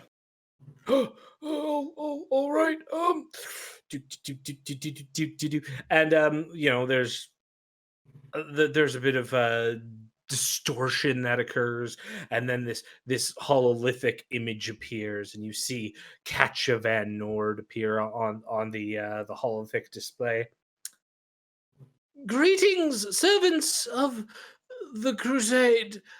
I present digital hugs to each of you, she says. Yeah, whatever. Hug, gloves, and kisses. Blow it up! We can fight later. There's no time for this. We have dealt with the orbital situation here, as we have detected you under attack, but what is the ongoing problem? Well, it turns out... Oh, Reeb, want to chime in. Yes, I believe I have someone who could summarize that very easily. Captain, I'm turning to our good friend, Captain Caldeus, who I have brought along with me, who is now sporting a Chaos Raptor leg. Greetings, servant of the Emperor. I am Captain Caldeus, formerly of the Blood Angels, absconded to the use of the Sigilite. There are traitors on this planet, and they must be dealt with. I see. Good enough for you, Miss Van Noord? Where are these traitors located? Everywhere. I point at the planet. Just there. But it is more complex than that, Miss Van Noord. This planet has the means of producing technology lost since the ancient heresy. They can produce specific weapons and armaments, las guns and void armor that are above the mean of our average forge worlds. Therefore, they must be destroyed in such a way that does not demolish the possibility of reproducing these essential assets. In the days of the Great Crusade, my father Sanguinius and the War Master before he was War Master liberated this world together. The Blood Angels and the Lunar Wolves took down, and their planetary people fell in line, one side venerating those of my father, and one venerating him. It appears those other ones have taken control of this planet. Those who followed the War Master must be purged. I see. The issue is that those who followed your liege, Captain, appear to have degenerated into mutants obsessed with storing and obtaining blood.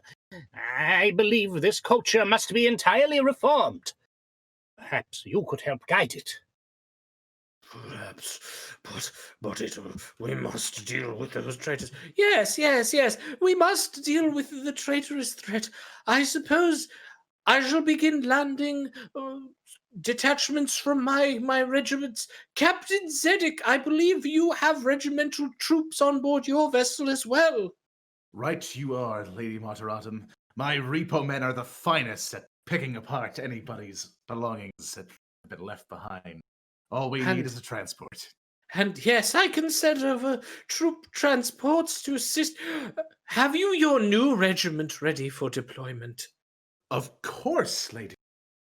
I would like to get on the comms and hail Belba. And like as you go to reach, the cardboard box in the corner of the room gets tossed over. All right, we're ready. Belba! Fucking. How the hell did you get in here? Oh my God. What's a cardboard? We don't use cardboard. Don't be a fool. Of course we do.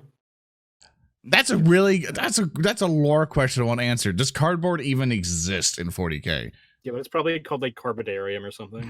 Yeah, like No, it's called paper. Carbonite. It's called, you know how there's like polycrete? This is papercrete. yeah.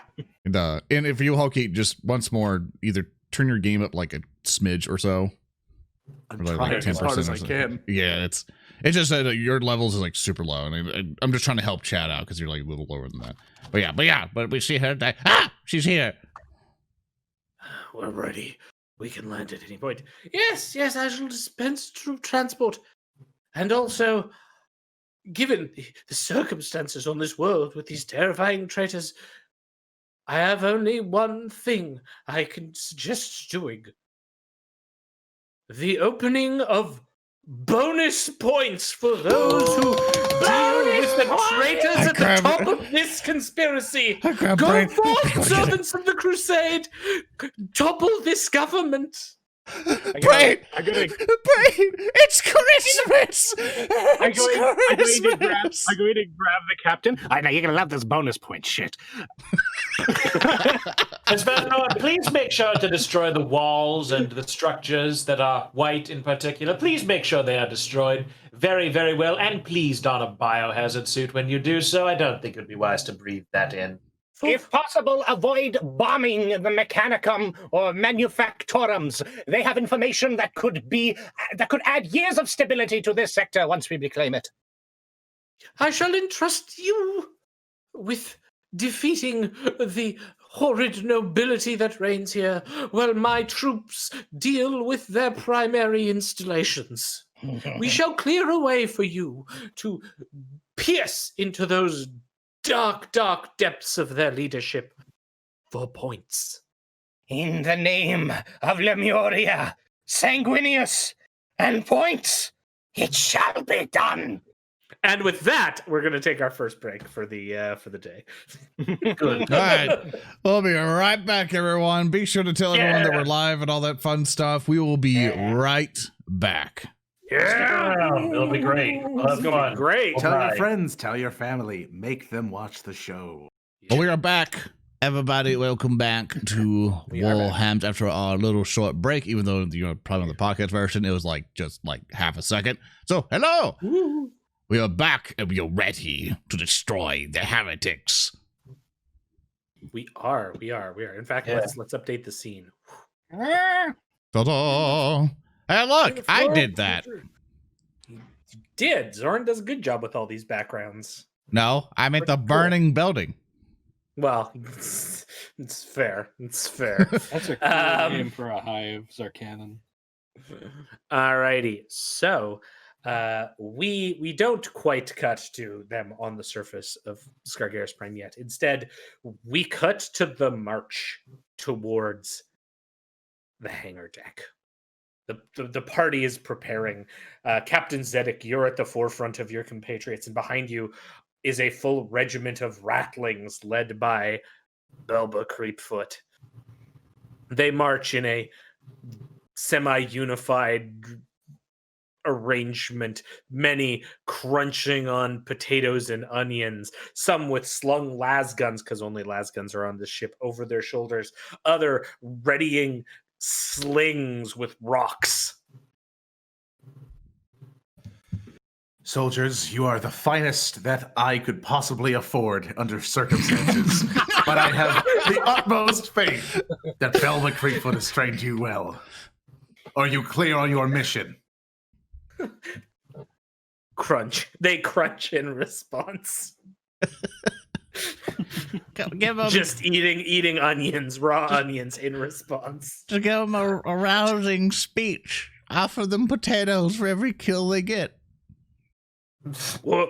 Potatoes for every kill? I don't think you can afford that. We can't afford that many potatoes. I can help out. Zedek, No. Lord, I don't know how much you plan to offer them, but I don't think I can afford to pay them more than potatoes. Oh.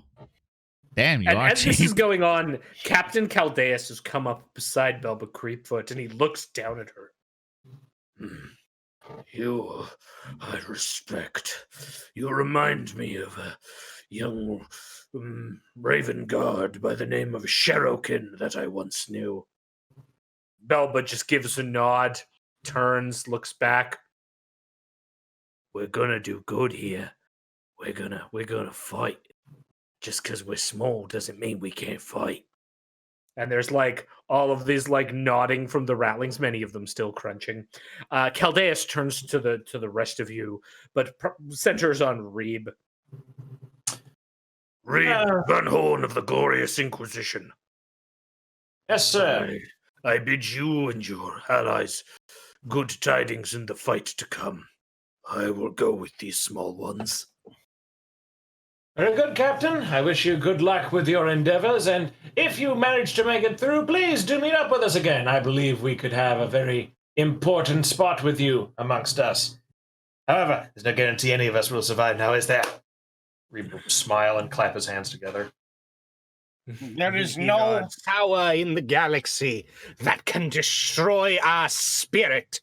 Our survival is incidental. What matters is our will to succeed.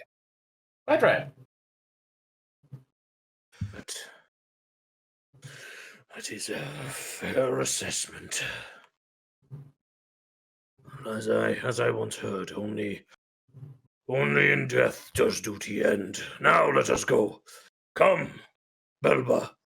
Then they nod, she nods, and the rest of the rattlings take a turn off towards this immense troop lander, while the four of you go towards this rickety Arvist lighter that's in the hangar waiting for you.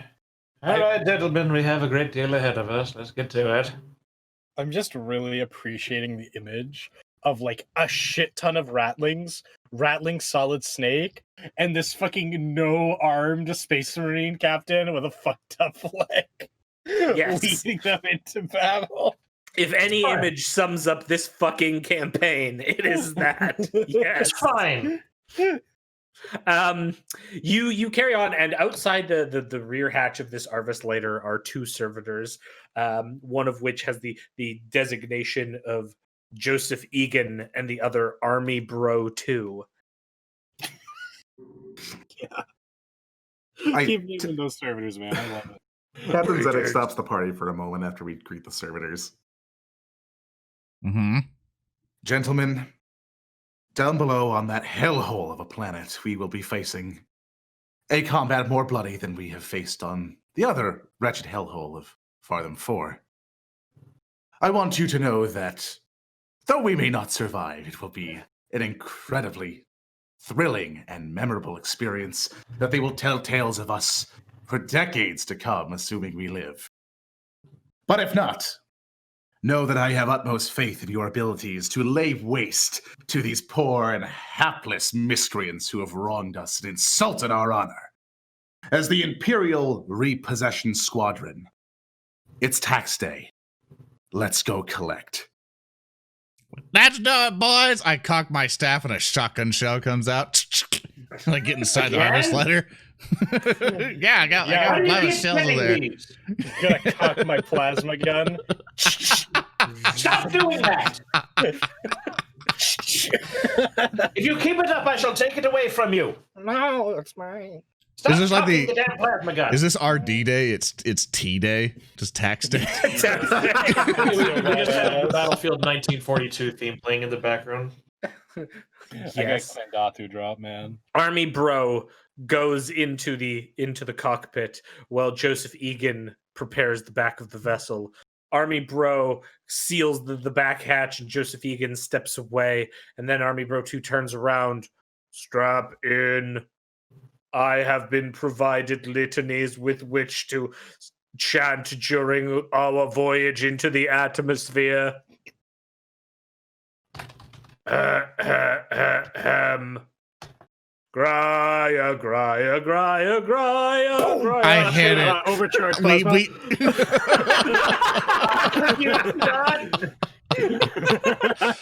I like how we immediately murder Hobo the servitor.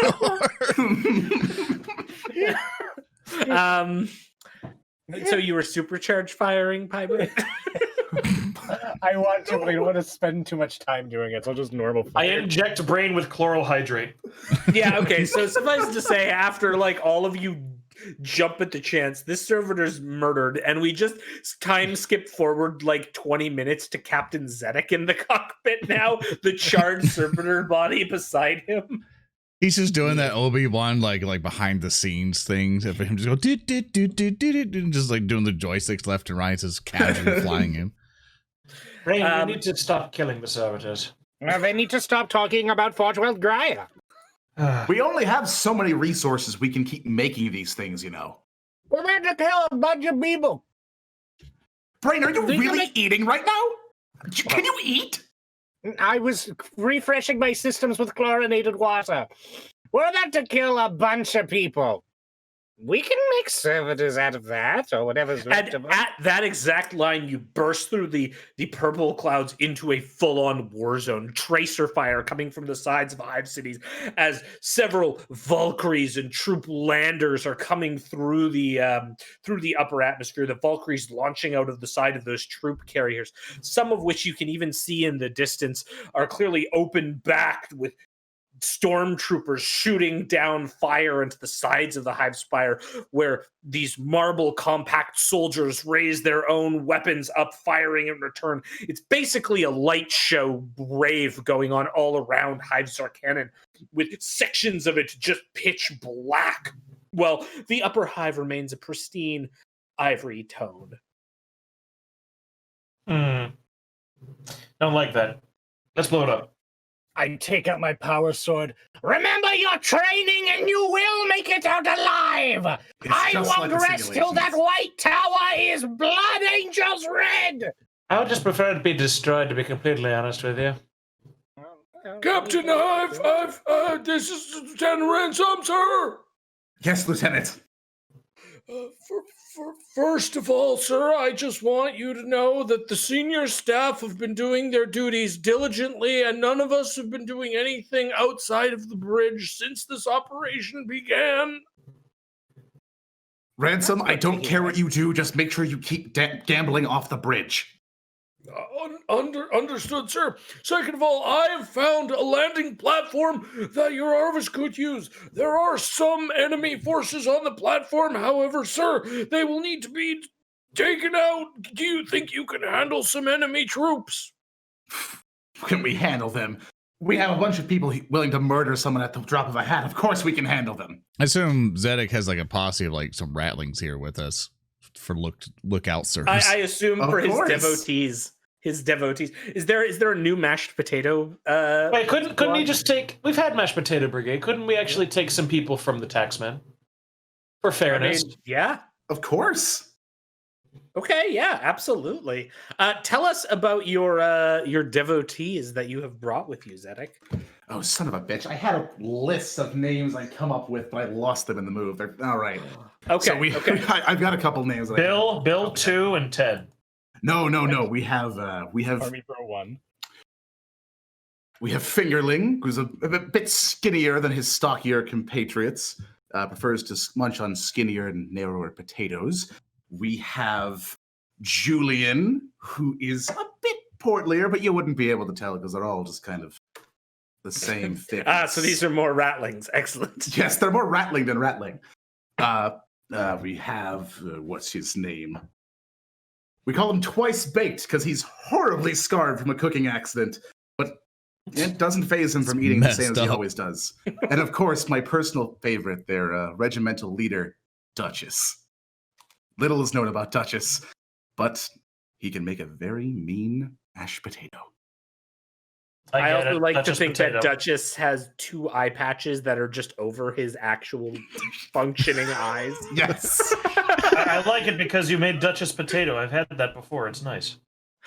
Excellent. Wait. So it's the 3 of you in the back seat, and opposite you are the 4 ratlings who are all just like hung, like, you know, eating on more potatoes and stuff, and checking their gear while they're sitting. One of them clearly looking down the barrel of their las gun.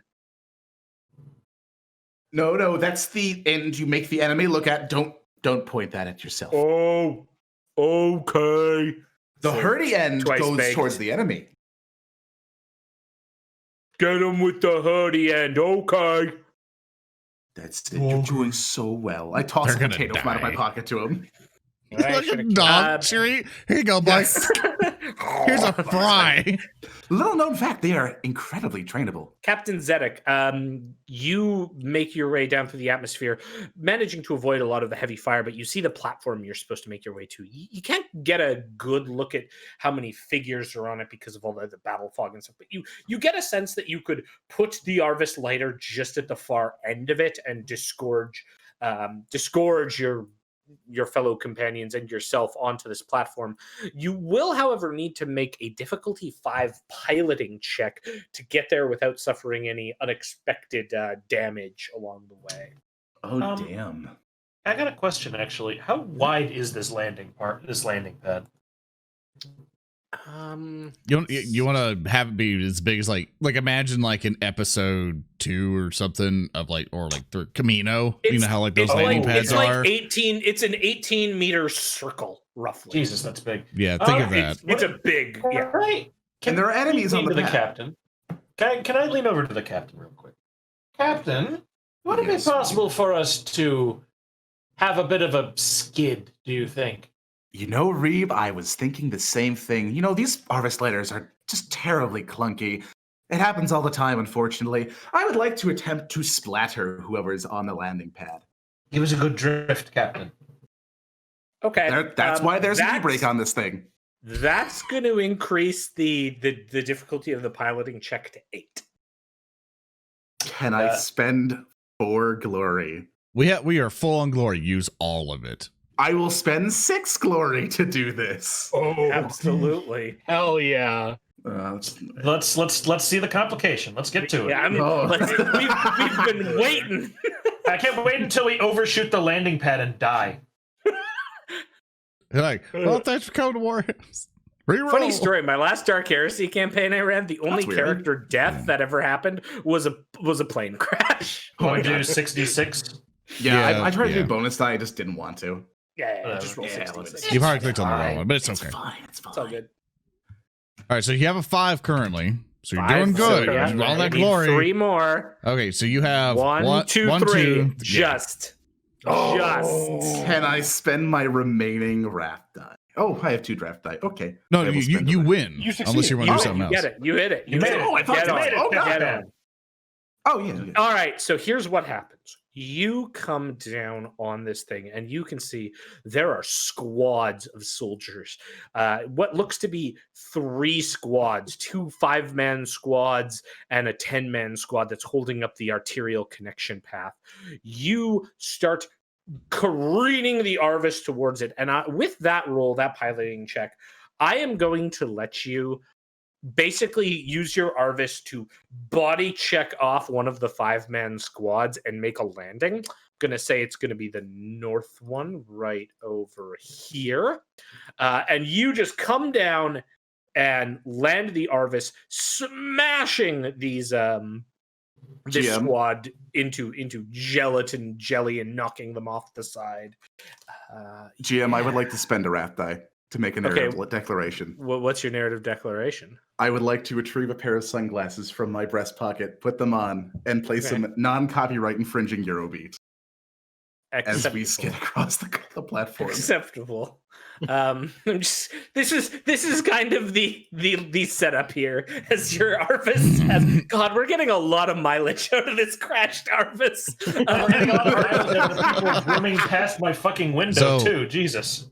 So this is what I'd like to imagine, so I can fit in the thing here. I imagine Arthur's coming down, just slides into him and just pretty much just splatters him on the thing. But I assume that we land and we turn to where the thing's gonna drop down, and then we just engage in battle. But yeah. So for that, when we get down and before the door that I expect comes in, I come up to Braine. I go, Braine, Yes. I've been wanting to save this for a while. And I want to use my wrath point to make this a narrative thing, because it's so far-fetched and different, that I pull out from my coat a cartridge. And I put a Braine like, I don't know if you know what this is, but I think it's time. Let me see here. I lift up, like, I go to where his logo is on his chest, lift it up, plug in the cartridge, put it, slam it down, and Braine now begins to hear the Doom soundtrack play, and I imagine his eyes will now slant down and turn red. Some kind of BFG division. Pretty much. I propose this to you because I'm basically assuming a lot for your person. So do you want that to happen? What are you doing? I don't... Rip and tear. All you hear is and then it's just all of a sudden like we just hear it just vibrating from me. So we hear the music, and I go, Braine, rip and tear. I'm nearly worn out the ramp. So dead. I'm running out the ramp. The tone of this. As this is all happening, prior to this, the Arvis has come down, and there's that squad to the north, all laid out pristine on the landing pad. New Arvis just body chucks them, sending them flying off the side down miles to their deaths.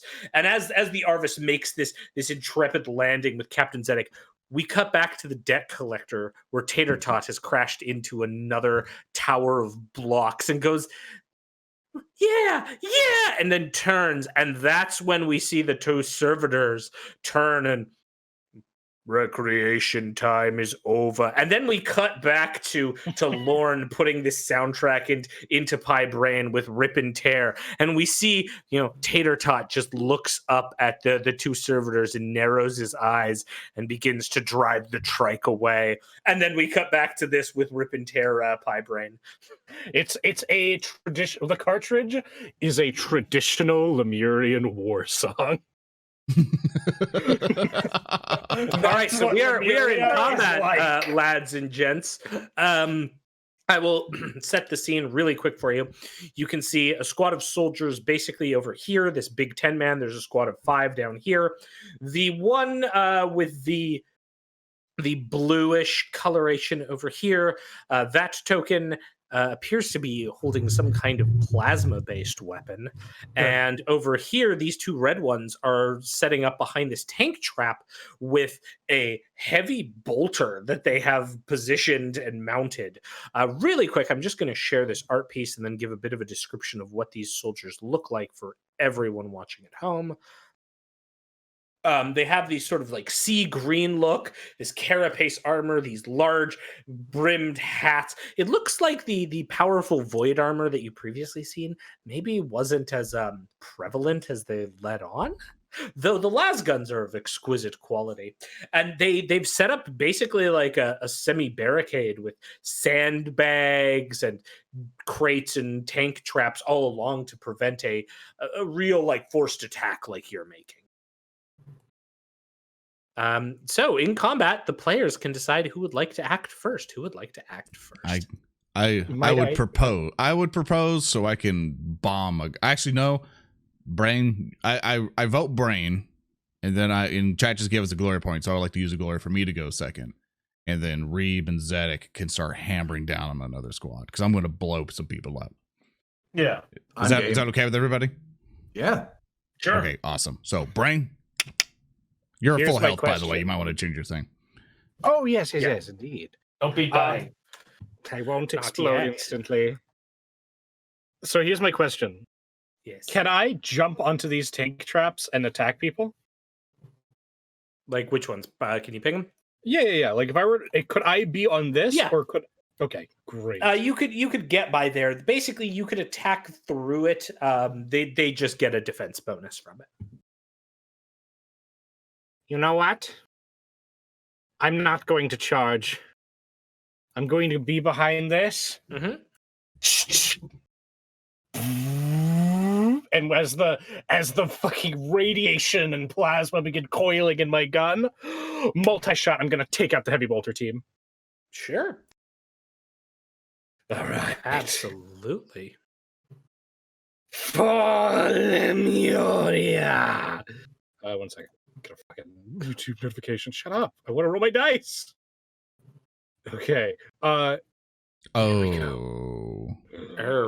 That's a Oh. complication with That's a complication and a miss.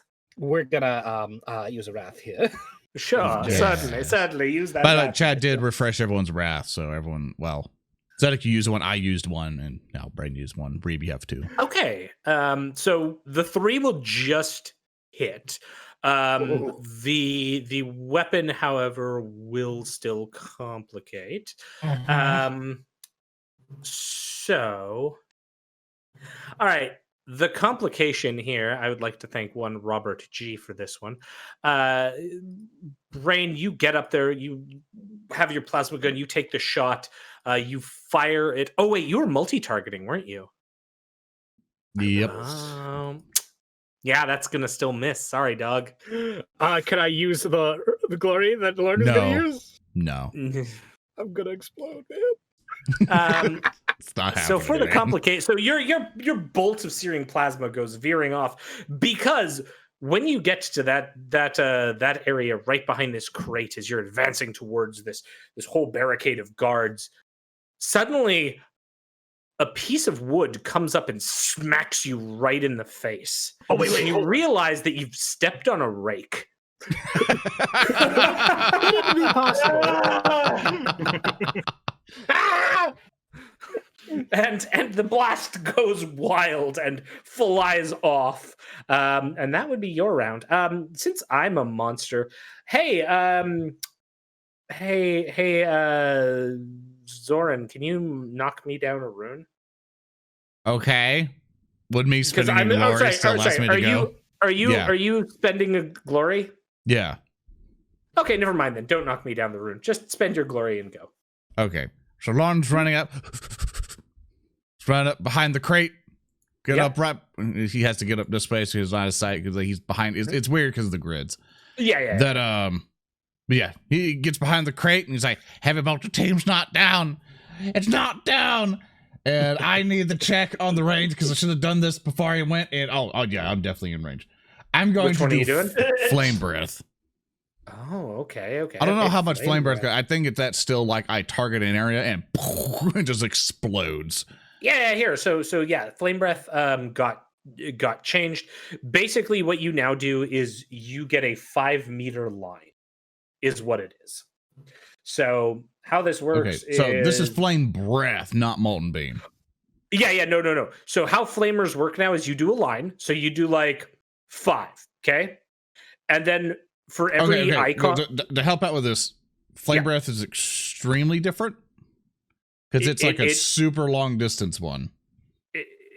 It's not they like a have- flamer. It's like a bleh, unless they specify flame breath is completely different. Because if so, then I have to choose something completely different now. Yeah, they've changed flame breath so that it's basically a 5-meter range, but then you can arc it so you could do like this type of stuff. And catch all then of now these it's useless to me, so I'm not going to do that. Let's see. If you want a longer range thing, then molten beam is the 10-meter sort of blast. Yeah. Which I'll probably have to go up one more, correct? Yeah. Yeah, let's see here. Which would leave you in the open with no cover. Yeah, so. Which is Lorn's favorite place to be. Which is, exactly, Lorn's favorite. Which I would die. Habitat. Yeah, I would die immediately. So I'm staying in this nice full cover crate because we're not going to get to that heavy bolter team for a while. I'm just going to molten beam the squad with the plasma gun. Okay, yeah, so you can tag 3 of them with the molten beam. Cool. I still have to add in my unboundness, right? No. This is a new scene, so you can choose how much you want to do. Right. Remember, though, for every shift you do, you can also increase the range by 10 meters on molten beam. So that's an option. But make the psychic test, and then we'll see what happens. We will see. Second mastery test. Go. Molten beam. Complication and 5. You've also got 2 extra wrath dice in there for some reason. Yeah, I don't know why. Actually, yep, I saw it in there. It's all good. You'll still hit. We'll get the complication. But, Yeah. Okay, so your molten beam will go out. You won't be able to shift because their defense is higher because they're behind cover. Okay. So you're gonna basically be able to tag the 3 of those. Yeah. Sorry. I just you'll hit actually 3. hit. You'll hit. You'll hit 3. Yeah. Oh gosh. Yeah. So that Mostly travels a going after straight Plasma line, Boy. and it's going to just mess up all 3 of those guys. So they're just dead. They're because it does an insane amount of damage. So it does. They melt and they're a mob, so they get nothing else. So those 3 just go squish as your molten beam flashes through and just vaporizes them. As that happens, though, you do get a Perils of the Warp. So can you please roll me 2d6 and we'll see what happens here with that complication. Excellent. This time we're just going to use the table because 53. 50. Okay. And a greater demon shows up. Don't worry, chat. We already figured out the reptile thing. Yeah. An awful buzzing sound surrounds you, drowning out all speech. The drone penetrates the minds. All creatures with the Psyker keyword within 10 meters of you make a DN4 intellect test. So basically, you give me an intellect test. Oh, cool. The thing I don't have. Wait, what's your intellect? 2. Uh-oh. Oh, how do I get 2 6s? Whoop. Nope. So you failed. So if you succeeded, you would have gained 1 wrath dice, but you don't. So instead, you take 1d3. So you take 1 shock as this droning sound just fills your head. This droning sound is filling my head. The thing that is happening to me. No. And you are staggered. Oh no, I'm off balance when I run too fast. Yeah, when I'm staggered, my speed is reduced by half. I can't run or sprint unless otherwise stated. The stagger condition ends at the beginning of the next round. Okay, cool. So that's that for you, Lorn. I guess it's my go. Point of order before your turn begins. Yes. I was overcharging when I complicated. So I need to take D6 mortal wounds. Oh. So I'll do that right now. I will make you roll those mortal wounds, dear friend. I didn't realize you were overcharging. Good. I was, point of order. Good. I double checked because I wanted to make sure I did. Yeah, fuck it. Let's see. Oh, I know what's happening. And you're down. I'm not down. Awesome. I got 8 wounds, baby. Do you? My thing says 6. Okay, so I need to edit that sheet then. So if your stuff ever edits like that, just tell me so I can actually make the sheet correct. Oh, sure. That's because of the errata that came out. You all got bumped up. So Yeah, the thickening errata. Cool. Okay. Yeah, that's what complicated when playing Wrath and Glory when it's in an errata stage before it goes to print, where it's like things will happen and I can't stay on top of everything in the world. So all right, so I'm gonna go. This little squad over here, they come up and they kind of form a firing line of sorts. They all raise their las guns towards you, Pie Braine. Good luck, boy. They begin unloading a fusillade towards you, but they are not trying to hit you. They are trying to pin you. So what's your resolve? That's a very good question. Yes. And I do have an answer. I just need to look at what it is. And I'm believe distracting while my resolve is 2. Okay. Oh wait, no, my resolve is 3. Cool. So they all begin firing. Pew pew pew pew pew pew. 3. Yes, my resolve is 3. Yeah, perfect. Okay, so yeah, this hail of like las fire comes out from the south towards you, smacking along the crate that you're beside. But you get like noticeably panicked by all of this. It deals no damage. However, you are pinned until the start of their next turn. So I will quickly show what pinned does to all of you. Bam! There's the rules, but essentially you're going to be like stuck behind cover because these guys are just keeping you in place with constant salvos. And that's their go. Back to you guys. Do we have to spend the wrath to move? No. That's just if you want to seize and you're out of those. So okay, Zedek, can I go to help relieve good friend Braine? Yeah, go ahead. Reeb is going to move to this cover here. Okay. And I'm going to Flamer on these people because I believe they are still within range. Yeah, range. Let us check the new Flamer rules and see if they're all goody good here. I think I'm still good based on what I read. Yeah, so short, medium, and long. So I think you're good because long is 12. Yeah. So mid-range. Yeah, so yeah, they're going to be mid-range. So now it's just a line then. So like you would do something like this, and then you can arc it out a number of squares to basically how many you shift. So let's see. So if I can shift twice, then you can hit all of them. If you shift once, you hit 4 of them. Okay, well, let's give it a shot. Yeah. I will now sweep the Flamer. Got no glory dice? Yeah, brother, I am pinned here. All right, that's a 3. Okay. Will that suffice? No, that's not enough to shift. I'm gonna spend my last wrath on that, please. Absolutely. Yeah. Don't worry, you do have 1 wrath left. Someone did give you 1, so you have 1. Oh, so I have 1. I have 1 now. Good. Cool. Floomsh!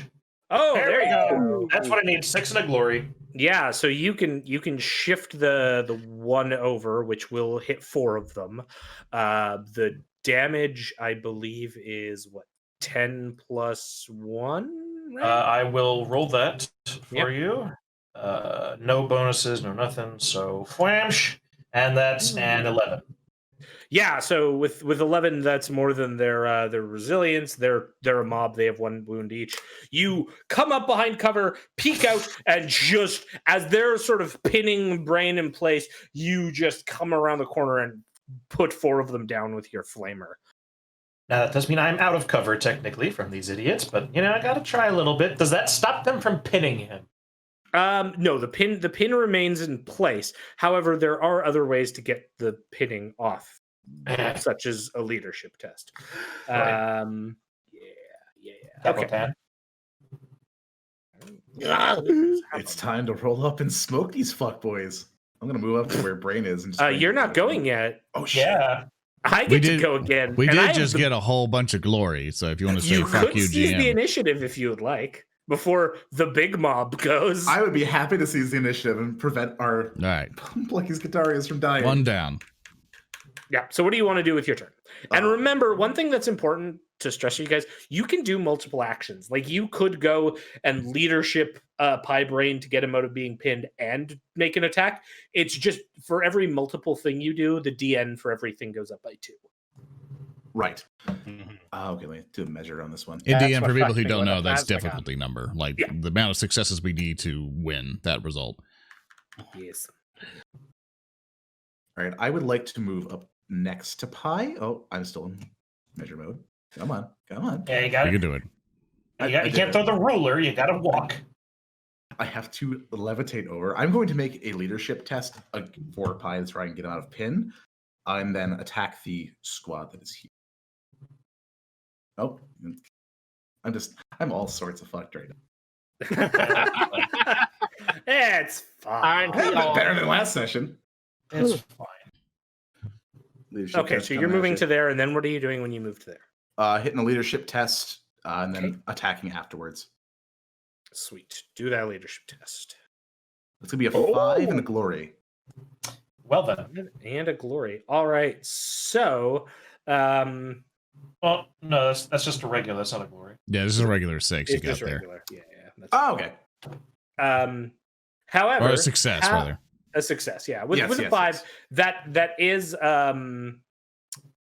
the difficulty number is equal to the salvo of the weapon, which is not that high, and then +1 if they took any damage, which they did, but you're still more than enough. So you rally your pinned ally, and Braine is no longer pinned. My emergency systems refire probably after that plasma explosion, and just back at it. Get on your feet. You're not done murdering these hapless goons yet. My targets have been selected. We just got here. Engaging Lemurian execution protocols. I may have made a mistake. I'm going to now attack them with the arc pistol. I do have to really quickly make a resolve test for this one guy down here because his entire unit was wiped out and he could just run away. So I'm going to roll that really quickly to see if he runs away. Where is the resolve on this sheet? Because I rarely use it. You can do it. I believe he will run away just right now. Trying to find the number. I will find there it is. Does he run away? Oh dear God, he runs. He drops his last gun, panics, and like cries behind the box. He's out of the combat. All right, like marbled rye, they are toast. Fuck off. And on that note, I'm activating the big squad, and we're firing a heavy bolter because fuck you, Zedek. God damn it. Was I allowed to not make a multi-action? So sorry. Just difficulty is increased. If we spend a ruin die, he can't. No, okay. Technically, Zedek, you have to declare it at the beginning because the difficulty of everything is increased. So the first check difficulty. Oh shit! Okay. Yeah, you already did it. So yeah, it isn't. For simplicity's sake, let's just say your turn's done after you shoot. Yep. Moving on. Yeah. Okay. The heavy bolter will fire. It's going to multi-fire. Wait, he still hasn't shot yet because never mind. Just go ahead. No. We're moving on. Bolter time. Yeah. Bolter time. The heavy bolter team, they're going to go first as part of this mob. They are going to do a multi-fire. They are going to fire once at Captain Zedek and once at Braine. Now, why would they do something like that? Because they don't like me. So I will fire. The difficulty number to hit you goes up by 2. So it's going to be your defense +2. Okay. And we will see if they can hit you. They're going to get 1 bonus dice, and that is it. Oop. I miss probably terribly. In fact, with a 3. You didn't hit a 7, so I didn't get hit. Yes, my defense I'm assuming Zedek's defense is not 1. No, it is big. Okay, it is big. The other 4 in front, however, are still mad at Zedek for that pun, so they're going to join lockstep and not pin, but actually fire their las guns at you, Captain Zedek. So your defense will get a +2 because you're in cover, but that will be balanced out slightly by the sheer number of extra dice they are getting from firing as a mob. Pew pew pew pew pew pew. Yes. But I will probably miss anyways. So. Because I got a 4. A 4. And your defense is... Actually, no, they'll hit you. Yep. But they can't shift or do anything. So I mean, he's wearing a void suit, right? Damage. Wink, He, are you still in your void suit? Yeah, you are. Yeah. Shut the fuck up, Lorn. Why? That means you should get more armor. You take 1 point of shock. Cool. As you get, like, as a las beam sears right into your buttocks. Slightly making a tear into the void suit. GM, I do want to know how a las shot arced around my entire body. You just came around and hit me in the ass. +6 difficulty to all these. Zoran, mark me down a rune point. That's how. Damn.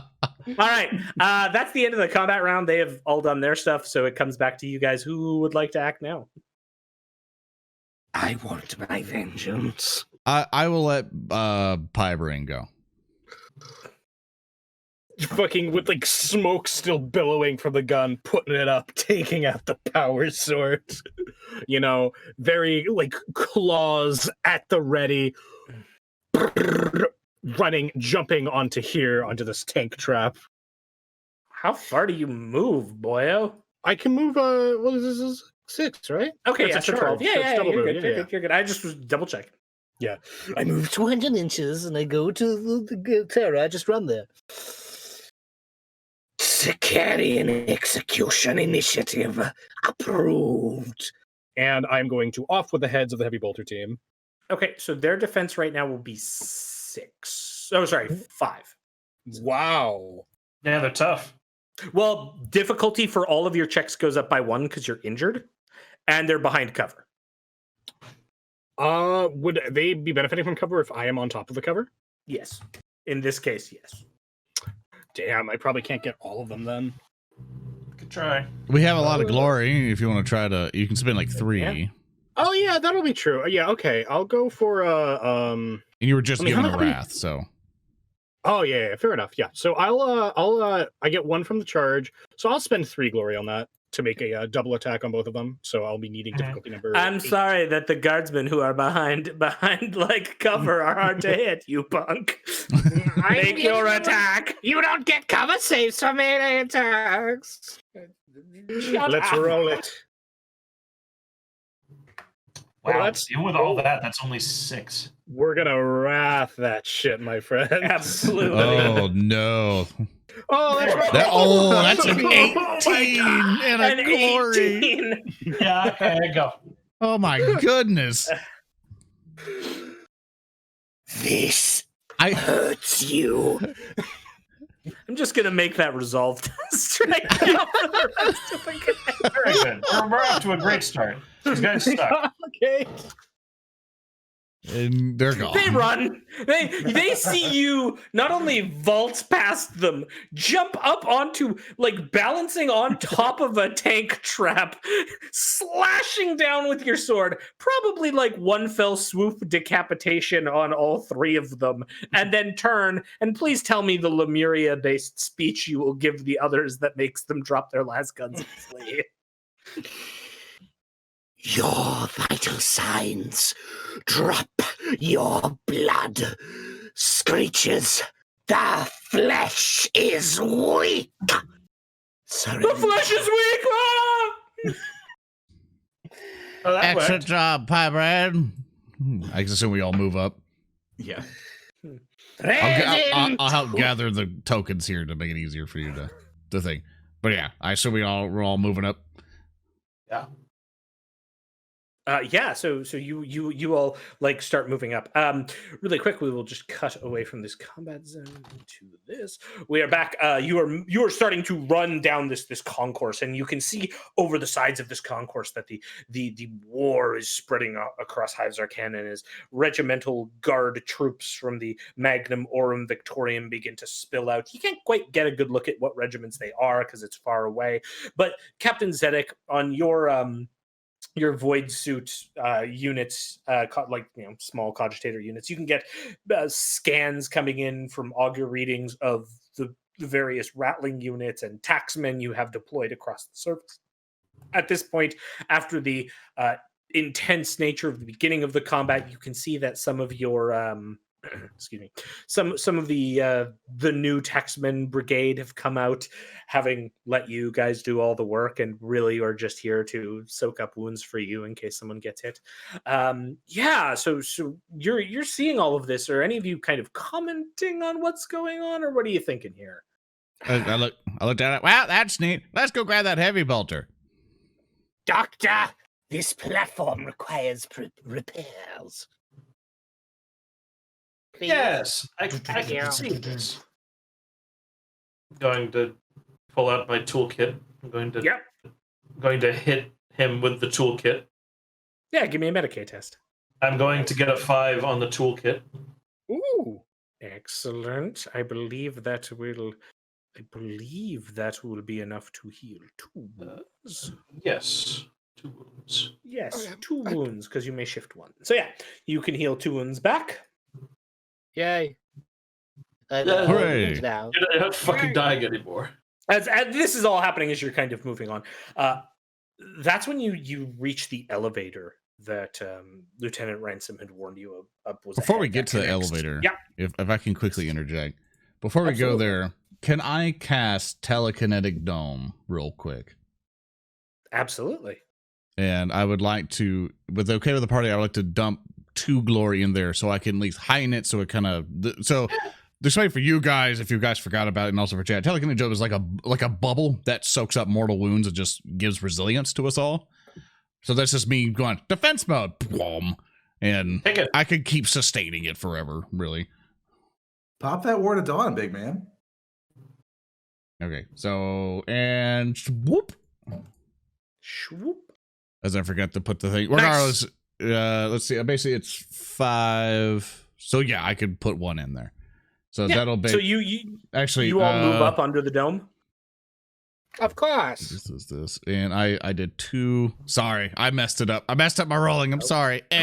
You beefed it. Okay, that didn't do anything, and I'm going to spin my wrath. So I have no wrath to do the rest of the rerolls, which I also reroll those 2 there, which will be no successes on that, and just one more. So that allows me to get to the boost that I wanted. So now it's just basically up by 1 more. So basically, anyone who's adjacent of me will now benefit from this dome. So, okay, perfect. So I'm just you putting move it up and under the sustaining. protection of the dome as Lorn, you're maintaining it. And you're seeing like shells and long range fire, like small debris is breaking off the dome. Eventually, though, you see another squad, another 5-man squad of these marble compact soldiers that rush towards you. They've got their las guns and they're preparing behind a position. And before any of you can prepare, you then hear this sound of like, and all the marble compact soldiers start turning as they are riddled full of bullets, and you just hear from across this cheer of lower toads represent, gonna save the upper toads, the bigger toads. Fucking gangers.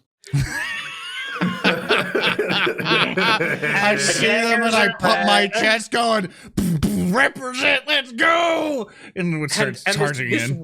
This one like ganger comes up and meets you at the right in front of the elevator.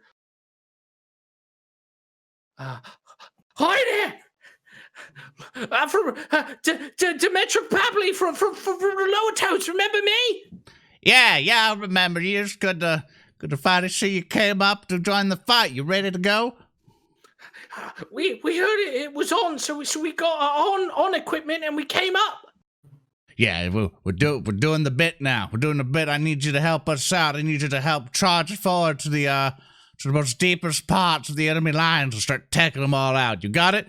We're going to get rich. We're going to get popular. We're going to get fancy. Wear fancy hats. We're going to be great. Fancy hats? Yeah. Fancy hats. Yeah, I like fancy. You hear that, boys? Lads, fancy hats. What about your ship? Should we look after your ship?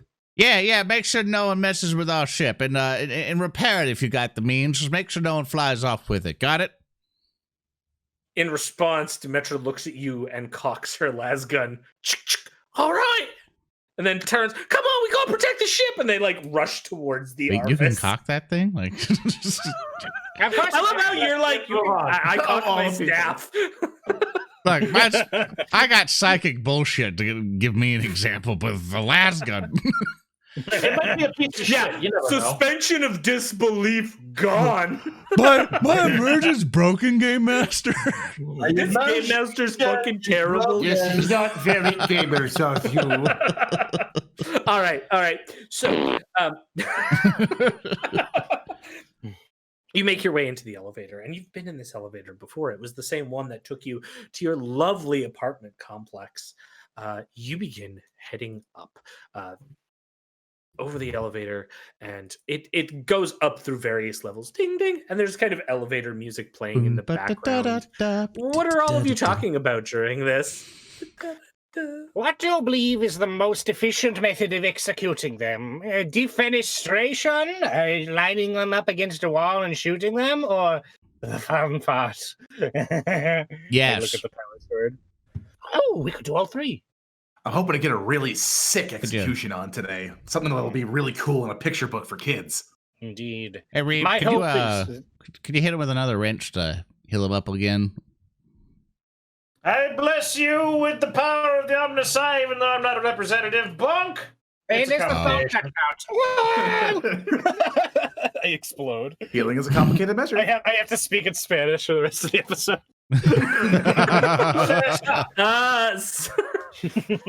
¿Dónde está el hermano? Mi nombre, Pie Braine. Please, dear fuck boy, let's go. Dios mío. God damn it. Dios mío, People who actually speak the language are gonna just get really fucking mad at us. Alright, man. All right. Let's Talk like a pirate day too. Oh, Talk like a pirate. Pirate. It was made for you. This is your complication. It was made for you. it is talking like a pirate day today, isn't it? It is, but I owe them a Talk Like a Pirate Day episode later on. That's my promise. Oh gosh, there is a complication I have here. Yeah, let's go with yeah. Oh gosh, there is one here. Okay, you have this situation where your language centers are a bit messed up. You have linguistic trouble. You become incredibly confused, or something in your brain. Pie Braine would speak in dubstep / dial-up or binary.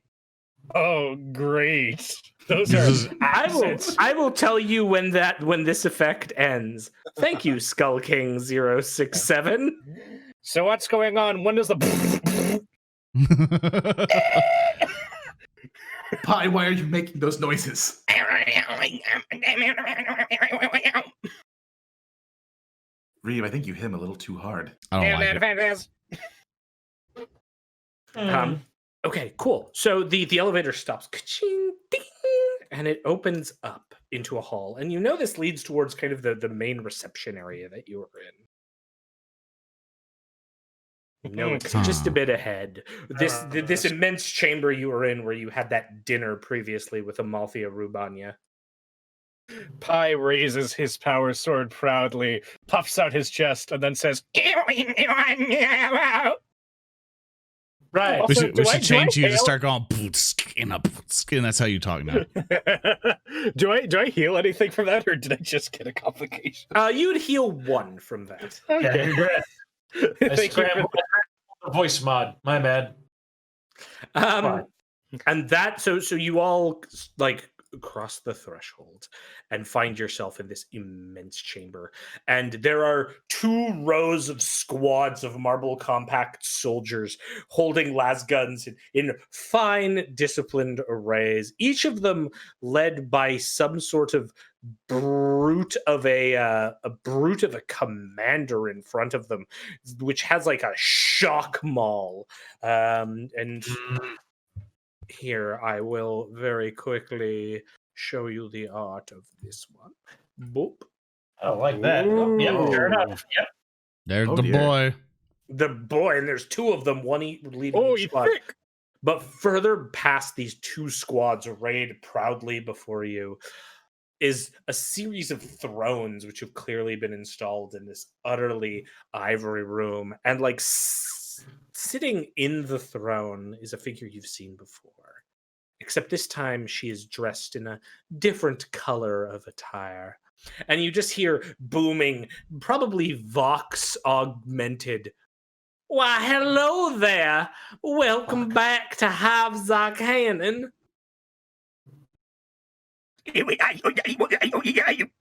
Yeah, what he said. Go fuck yourself. I will speak for Mr. Braine on this situation. It is by no means a welcome visit.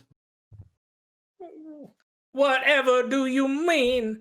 You have survived the trials on the moon outpost. Surely you understand that our people have offered technological boons, yet you come and bring us war. You scavenged these boons from very hard-working individuals and have set many members of the Administratum to die, and your walls are made of pus! Well,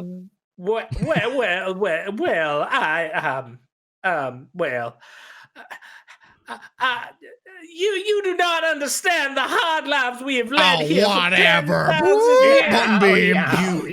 Alrighty, let's. Well, I didn't need this screen for long. Sorry, wait, I'm not interested in talking to her. I want her to be exploded into death.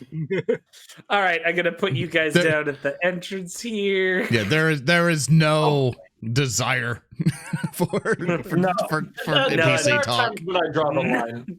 Talking time is over. Reeb doesn't like walls made of biohazards. He draws a line there. It's good. Yep, you wait. All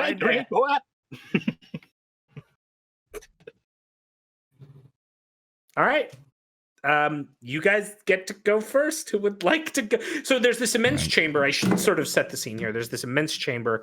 There's various braziers of fire that have been set up. Clearly, they've taken out all the tables that used to be here. There's two statues to the immediate west and east of the entrance here. Both of them are of this majestic, towering, bald figure in immaculate armor. There are these white sort of like marble pillars that go up to the ceiling that's about 10 meters above. Far at the other end, there's another immaculate gold statue of this bald figure who has this immense mace sort of at his side, and there's three thrones, Amalthea kind of standing up from one. Bald figure with a giant mace. Oh, yeah, good. Correct. Good. I wonder who that. I mean, Spider-Man, obviously. Cat did me dirt. An emissary Hey, from we hell. fought Spider-Man in this campaign once already. Well, in a non-aired episode. Spider-Man will return. Spider-Man will return. All right, who wants to go first? Seeing on, and then again, there's two sets of guards in front of you. I know I keep grabbing the first, but No, we shouldn't rob Lorn, Lord just- of the just go. incredible Make it bulk happen. beam that Do you it can big make and make it happen right nasty. now. yeah, I'm sorry to be that guy all the time, but I do want Reeb to go second because he's probably going to need to go second after this. So I need to take cover. Yeah, You will need to we shift have to twice, I think, to get a long enough molten beam to hit her. So here's what Unless we're you going to move. do. You can move too. So yeah. Yeah. So I want to. Here's a couple things I'm going to do. We have two glory, so we're reserving that for our party. So Reeb can go, and someone else can go and figure life out. I'm going to spin. Can I spin a wrath to narrowly declare that I'm like rushing as far as I can forward and all that? So I mean, I will allow you. I will allow you if you spend a wrath to narratively declare that you're pushing yourself to your utter extremes to do this. I will let you move double your movement and take one action, which normally you can't do. But Lorn has Fenrisian energy reserves. Yeah, I am Space Wolf charging right now. Sure. Dome still going. I'm just charging. Just the blood rage is now running through me. And so the range of this beam is 10 meters. So let's measure how long it's going to be. I assume she's taking up this whole square or something, or how do you want this to happen? Yeah. I'll let you take from the bottom one. That's fine. Okay, so it's you need to get at least one extra. Shifted, I should say. Yeah. Okay, so basically right up to this boy, pretty much hands just clap together, just and I am sustaining that dome still, by the way. It's all activated. Oh, okay. Yep. Hands up, just and then molten beam unbounded. Okay, but here's unbounded the issue. Transcendent, one or two. Whatever's the highest. Two. Okay, so transcendent. You're removing any shackles of the laws imposed upon you by your training. Yep. So here's the problem.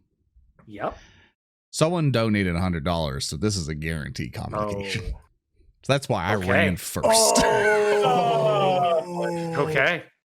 So it is Molten Beam. two wrath die. Yeah, so your regular +2 wrath die. Here we go. Boop. Wow, that's a bad roll. I am going to use my last wrath die to re-roll that. Oh, no. So, whoop. Fucking 2. Okay, now it's a 7. go. So this is against the target's defense. So that would make for the... the 2 wrath die aren't in there. I don't think. No. For some reason, they're not in there. Here, I'll roll the 2. Whatever. I'll also... yeah. So one more. So it's 8. So it's against... Go ahead. Wait. Mark me down a rune point, please. Terrific. Okay. Boop. I'd like to take our attention to this upper gallery up here. Okay. And I'll share with everyone another piece of artwork, which... Oh, yeah, the Lorn, psyker. You may remember from your earlier entrance here that these marble folks had their own psychers, which you were kind of suspicious of 2 episodes ago. Yep. And one of them is on the upper ramparts. Now, your psychic power will have its complication, but I will see if, on top of the complication, if this psyker can just stop your power. Let's see. Which is their psychic mastery with you want a psychic mastery bonus duel? wrath dice. Yeah, so I need to get a 7 or better. No, and I do not get it. So here's the thing. Here's the thing, though. Yeah. 2 people have already donated for this. That's now a complication for that psyker.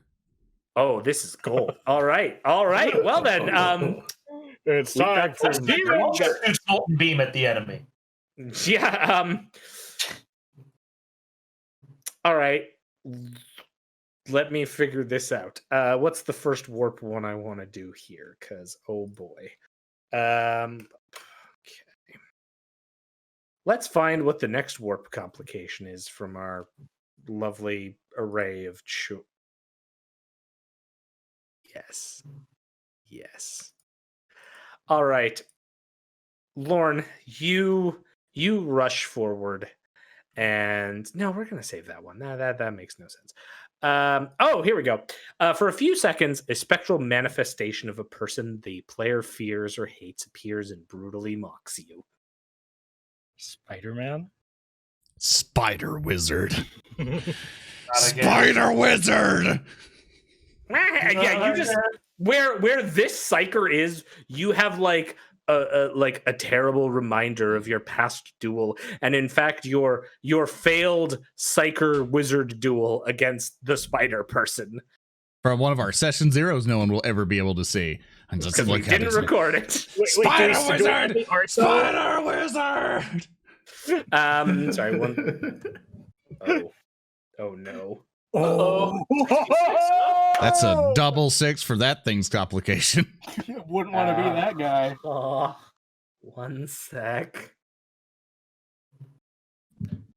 A bloodthirster erupts from the corpse. Uh-oh.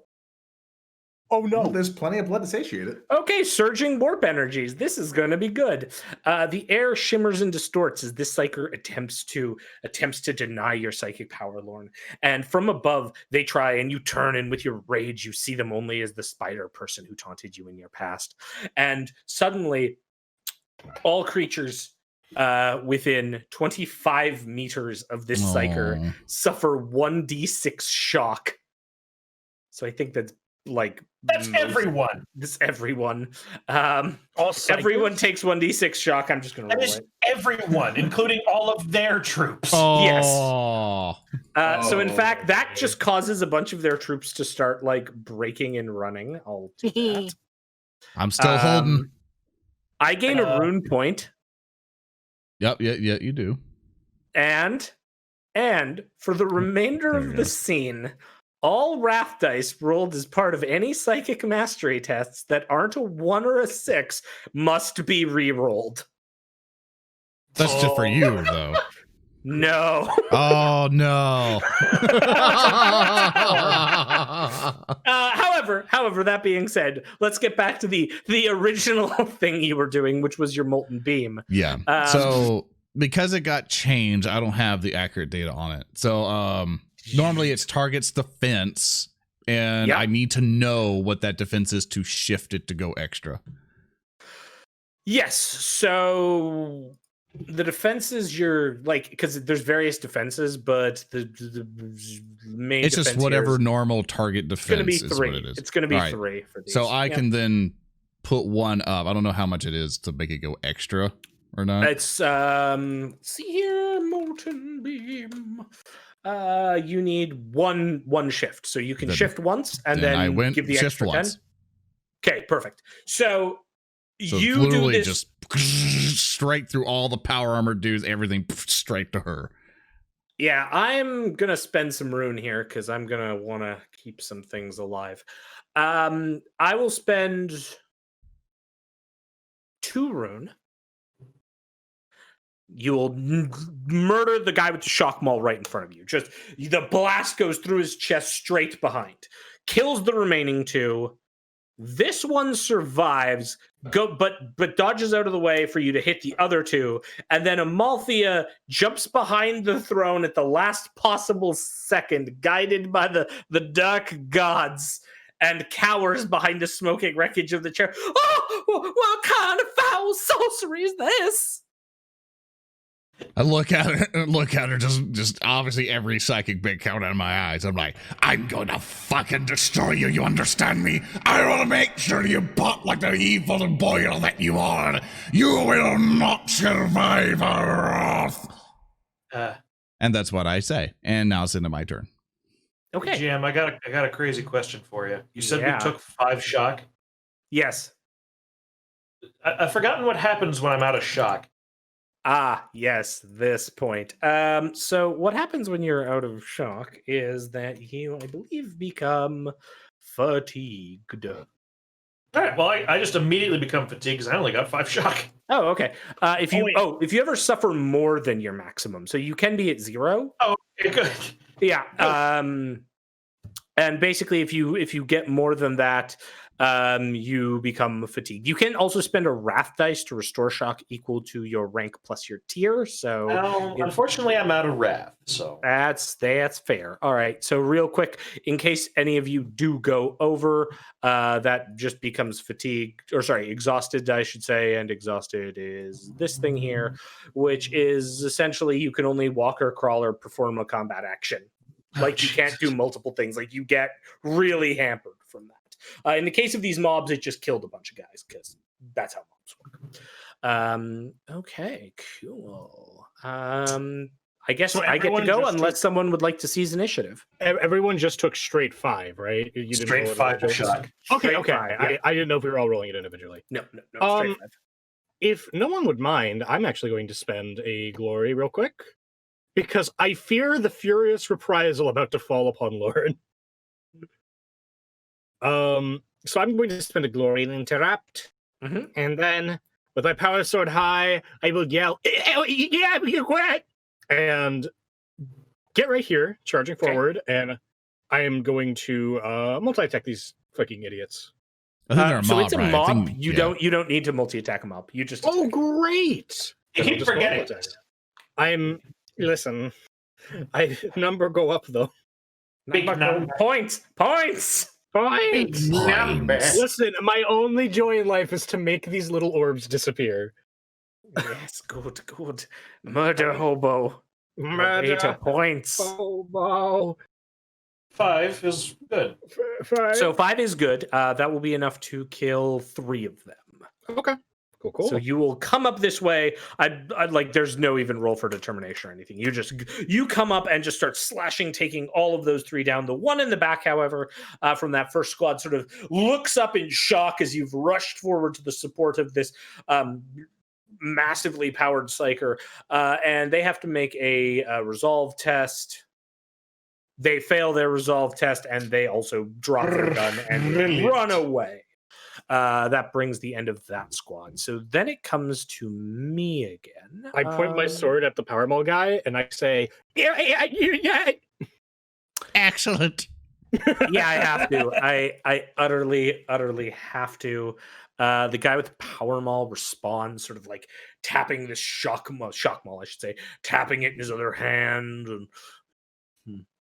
well, and he turns around. Spend a rune dice for me, Zoran. Okay.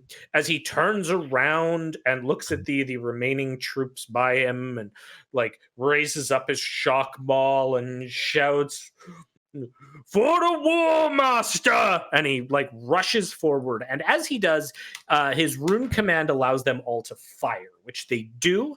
They are really quickly going to perform an interaction attack against you. I do enjoy that their psyker was mostly on our side this encounter. Yeah, apparently. You know. Pew, pew, pew, pew, pew, pew. Actually, no, they're just going to shoot you. What the hell? Regular shot. Kill Braine. And I will like hit you, but actually, what's your defense before melee? 5 for 6. Or no, it's 6, isn't it? Yeah, my for melee it is 5. Okay, and for ranged? Well, I'm in melee, so before he runs. Sorry, technically before he runs. Yeah, then I think it's 4. Okay, I'll double check. I will double check because I'm going to assume that this will not be enough to hurt you. It is not enough to hurt you. Okay, you take a bunch of like las bolts to the chest, but nothing bad. The larger fellow rushes up to you. He comes in charging with this maul. And let's see what he can do. See if it's anything. It's a 3. Counterattack. What the? 1 sec. That's not right. 1, 2, 3, 4. No. That is right. You may counterattack him. Yes. I shall. Counter attack. Cross counter. Is Braine still doing the thing? Yeah. Can he be fixed by this point with getting bonked on the head? Please. I mean, let's see if he kills this guy. Well, with 6, I stand a pretty good defense is 3, so you can shift 1. Nice. As it were. Yes. 14. 14. I Maybe will 3? spend 1 more to do a determination check. So mark me down another rune, please. Oh, sorry. Don't mark me down rune. I'm going to use these ones have personal rune that I'm going to spend. And I'm going to roll to see if he is determined. Let's see what that number. 3. So it would do 11. So he takes 3 wounds total. Okay. He's still standing. Is that your move, GM? That was my move. Yes. Zedek, can I go first, please? You can do that. All right, I'm gonna move up to here. Okay. And I'm going to use my ancient mastercrafted lasgun to shoot. Oh, actually, I'm sorry. That I don't know if it happens. That termination roll is now a complication. That can't be complicated. So. Then his shock maul is. Or something of that on their turn. I'm sorry. I was dealing with other things. There was one more in the queue. Oh, okay. Well, then I will have to see what happens on the shock maul complication. That or because I'm a forgetful bastard, whatever the next thing is. Let's say whatever the next enemy thing is. Yeah, next Reeb enemy. I apologize. Yeah. My apologies, chat. Reeb. All right. Well, in that case, like I said, mastercrafted lasgun, that is in range. The Psyker? Yes. Yeah, cool. Yeah. I get the base because that is mastercrafted, and boom. Zap, and it's complication. It's complication anyways. Nice. Complication. And that will actually miss. Would you have 1 wrath point? Would you like to spend it or not? I do have a wrath. I forgot about it. Okay, I thought I was out for some reason. Yeah, I'll wrath that. Sure. Yeah, do it up.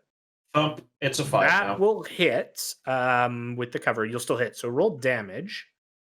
Okay, so there'll be a complication, so I'll figure that stuff. No bonus damage dice for this, unlike the last time. Can I shift anything? No. Then that is just the base bonus, so because that's a mastercrafted, so there, and that's a 12. Okay, 12. That's actually really, really good. But let's see that complication. Shall I roll that? Yeah, you know what? For this one, since it's pretty basic, let's just use the basic table. I don't want to use any of the 1d6 on something like this. Combat complication is 2d6. 2d6. It is a 1 and a 2. Out of ammo, so you lose one of your ammos on it. Braine, stop eating my lasgun cartridges! Shut up! You do a solid strike on this with a 12. I will spend a rune point to keep that sticker alive with a 1, but that is all of her personal rune. Sorry, don't mark me down rune for that. That's just a personal rune that she has because she's kind of special. That would be it for you, Reeb?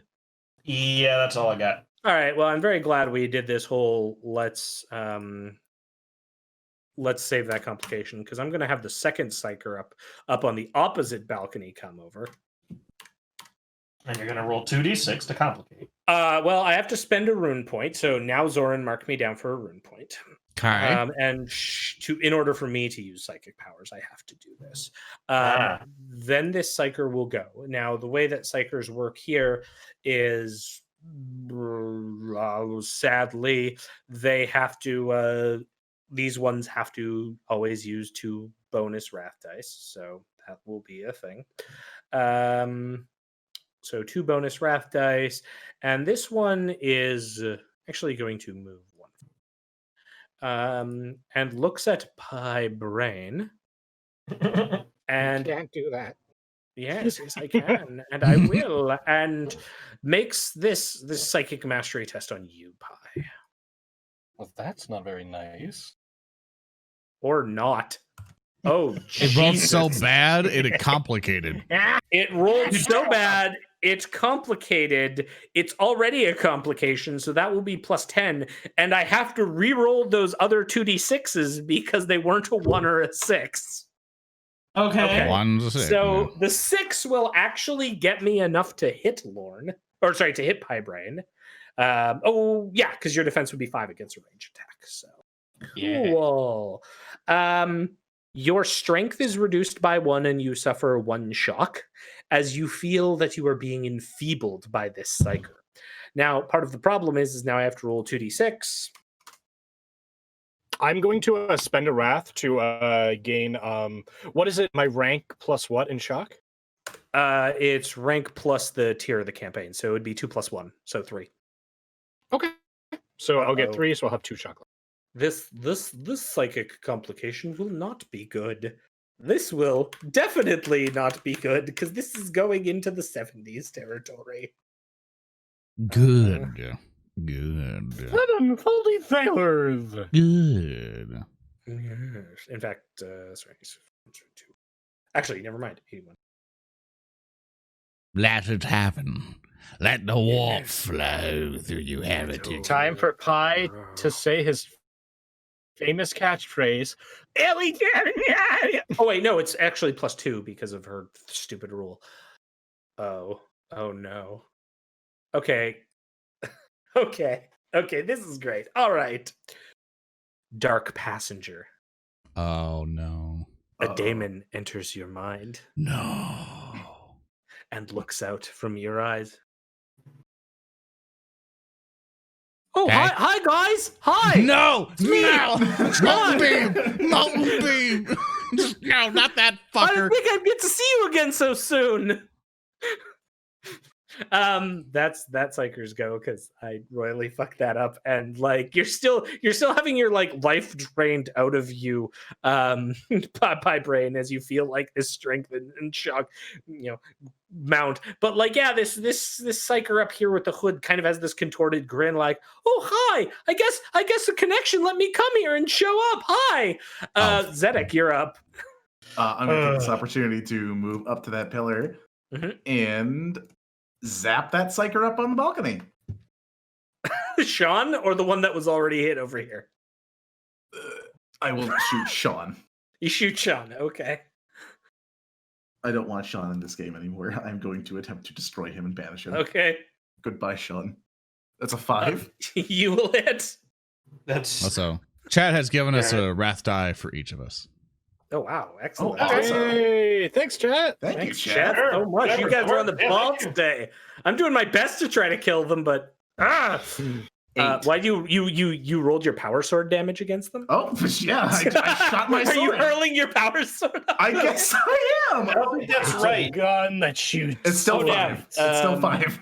It's 5 plus the damage of the arc pistol, which is I rolled the power sword before, so now the arc pistol also rolled a 5, but it is 15 damage. Okay, that's that the arc pistol, like the arc goes and just like cooks the flesh of this psyker who like convulses and falls to their knees. Why would you do this to me? I'll see you again. And that psyker just dies. Does his head explode? No, they just fall down in like a mound of like shaking and electrical arcs. Also, okay. Mark me down a wrath die. I will take out my flask, take a swig, and recover 3 shock. Excellent. All right. Shock restored. Get them! Get them! I say! Amalthea yells, giving these guards a second free action, which they will reform ranks, step up, and begin to fire again, trying to hit our good High Braine. Will crit. Let's see. That's not fucking good. Any kind of damage to you? I don't know. I doubt it. That's a 7. That's gonna. It is a 7. All right. My resilience is 9. Yeah. No. It's more what the close combat what the close combat crit will be, because that could let them do stuff to you. Also, I really like how Zedek made a bottle check. Yes. I chugged that Estus, bro. Crimson Ash. Necromunda. Oh. I've never played Necromunda, so that was totally intentional. Oh. Wait, what's the horrible thing that happened to me? I'm just about to describe it. You suffer from Crimson Ash.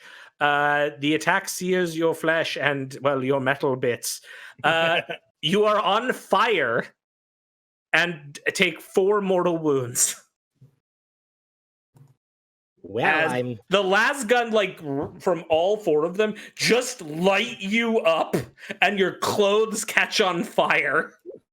Holy shit! You are bursting, dude. You know that Astartes scene where all those las guns are firing and just bouncing off the armor? It's that, but you're on fire. Yeah. On the plus side, I probably look terrifying right now. Here's the on fire. Chat's saying troops don't crit. Chat is right. God damn it, Chat. Damn you, DM! You're trying to kill me. And that's why we like live streaming, so people can keep us in check. And that's why at the very beginning we said we're going to get stuff wrong. So thank you, Chat, for keeping us in check. Thank you, Chat. I wanted to watch Braine die. They will move back in shame 1 square. All right, and their las guns do sweet fuck all to you. Thank you, Chat. All right, so that's it for the dark future that didn't happen. Wait, this guy get and that's the end of the combat round. Next combat round, who wants to go first? I will let's do Braine first. We have 1 glory point right now, and I got 1. So I would like. I mean, I'm sorry for being all bossy and lead here. I'm willing to go a different round because I keep taking the first one, so I want somebody else to go. So I proposed Braine just to finish that one guy off, but then someone else use a glory to go. That's not me. Because people can run up to me and get under the dome. So all around adjacent to me, there's a dome right now. So if you ever need cover, I am a cover piece, kind of. I just help you get resilience and soak up mortal wounds. So if that psycho ever smites us, you know. And he's got 1 ruin left. So he's still got 1 in the bag. So taking my sword, I will bring it down upon this man's head, going. Okay, can we end this complication, please? So we can talk normally. Well, he gets a crit, so I'll say the crit energizes him to end the complication. Okay, so for audio, remember, still say what the number is and what you got. So you got a 6. Yes, and a glory I've got and a 6 glory and a crit. So, oh god, I hope I fucking kill him this time. Should I roll damage? I suppose, yeah, because it's non-trivial. How many can I shift over? Roll 2d6 first of all. Okay, sure thing. Boss. We'll see something here. Oh no. Yes. Oh yes. And somehow he becomes a demon from this. Yes, he is also Sean. Sean, roll me a d3. Of course. Rolling dice back to back for important things. Yes. I will say you have got vicious vivisection. You dissect pieces of the foe's body in a scene of carnage and woe. He is quite dead. How do you dispose of this blood, this marble pus bag commander? So I take out my sword, and we're kind of like in locked. I've got his shock maw in it. I'm going to quickly swerve it, cut off his hand in one swift motion, and then just with a series of like hyper calculated butcher's cuts, I segment him into 3 geometrically perfect pieces before speaking. Fear me, for I am your apocalypse. Well, he fears you because he's dead. All right. It's really just a general call to fear me. If people in general could fear me, I would really appreciate that. My go. All right. Fine then. I will. No one else going to seize the initiative. We have 2 glory now, so I don't want to see. I'm good with letting them go. I will take this cycle I'm right not. here. I'm not okay with that, so I'm going to seize the initiative. Well, go then, psyker boy. It's like I was hoping Zedek would come up and shoot him with his gun, easily kill him, so I don't psychic power and have to reroll and fails. So Zedek, would you like to go and shoot that psyker? Just for you, Lord, I will get up there and shoot the psyker. Thank you, because I don't want any more complications. I want to save the glories for if we need them. Time to shoot them with my zap gun. Now. Fire your zap gun. God damn it! What's crit. the crits? 8 in the crit. Yeah! 8 in the crit's gonna do it, I think. Sorry, DM. Against our best efforts, we're cool. Electric Avenue. No. Lorn or Zoran, mark me down that last rune point. Mm-hmm. You have no ruin left. I have no. Oh wait, yeah, I have no rune left. Okay. Oh, there's a rune right there. I got rid of his last one. Okay, Chat, you should give me a rune point. It would be really cool. No, don't do it. I'm not doing it. Do it, chat. All right. Well then, shoot. I can't do the cool thing without another rune point, but fine. You like arc electricity, and this psyker who's holding their hand on the railing begins to shake madly as her hand like recoils back and holds on to life, but just as your crit effect goes. Actually, roll me 2d6 for your crit effect too. Let's see what that would be. Yeah. You can poke him. 54. Crimson Ash. Oh, god damn it. All right. You know what this one does. Well, my rune point that I spent is now useless because this one's on fire. So I'm sure going to save this until they have to act and are on fire. God damn it. All right. Well then, damn it. Okay. Yes. Yeah. Oh, I'm aware. This one. Oh, okay. Yeah. Okay. Yeah. And that's that psyker. Alrighty. Next up. And you guys, chat gave you 2 ruin die. Oh, of course they did. After all your stuff. Good. It's. I will then go with my psyker, who will try to. No, you're over. You're already done. You're done forever. That was Zedek. Psyker dies forever. Zedek interfered. I hate you. I'm smiting you. Take off that rad. Actually, no, I can't. I have to make a willpower test. But it's a psyker. They might be good at this. All right, so you're doing 1 rune to do a psychic power. Nope, they're dead. They're dead. Yep. The fire kills them. God damn it. Your go. God damn it. Damn it. Okay. I was so close. Okay. So Zedek went. It's it's either Lorn or Reeb at this point. All right. Reeb, do you want to come up? Yeah, I will move up and prepare to flamer.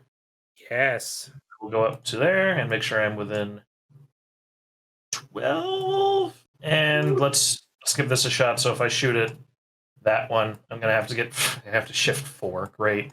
I believe in you. All right, actually, we go. Just 3. Just 3? Yeah, okay. Just 3. Because initial. Oh, yeah, that's right. I will fire on it, and I will use the last glory. Oh, we're full up on glory. Yes. Yep, awful. Can I drain it?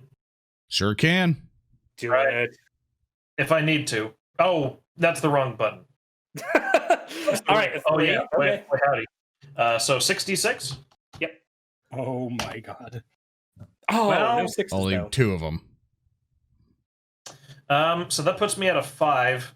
That's bad. That's pathetic. You Brilliant.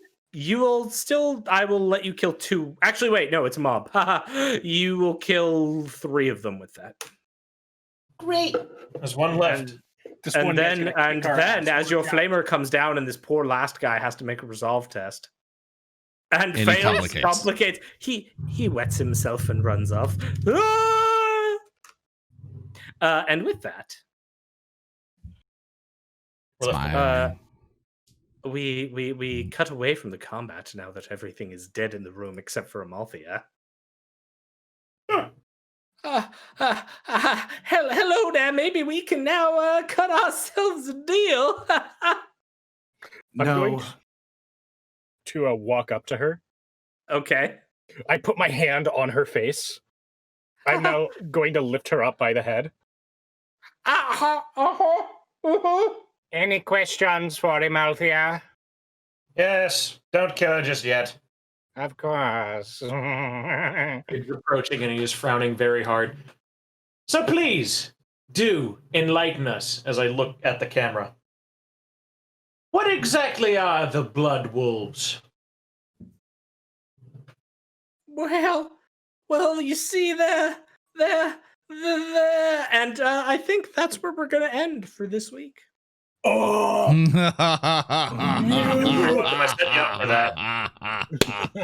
Yes. So thank you. Lovely. Thank you, everyone, for watching. I'd like to thank all of our players, our wonderful players, starting with our Skitarii Ranger Braine, played by... Yes, Speaker D. You can find me on Twitter at SuperSnakeKick. You can also find me on YouTube at Speaker D.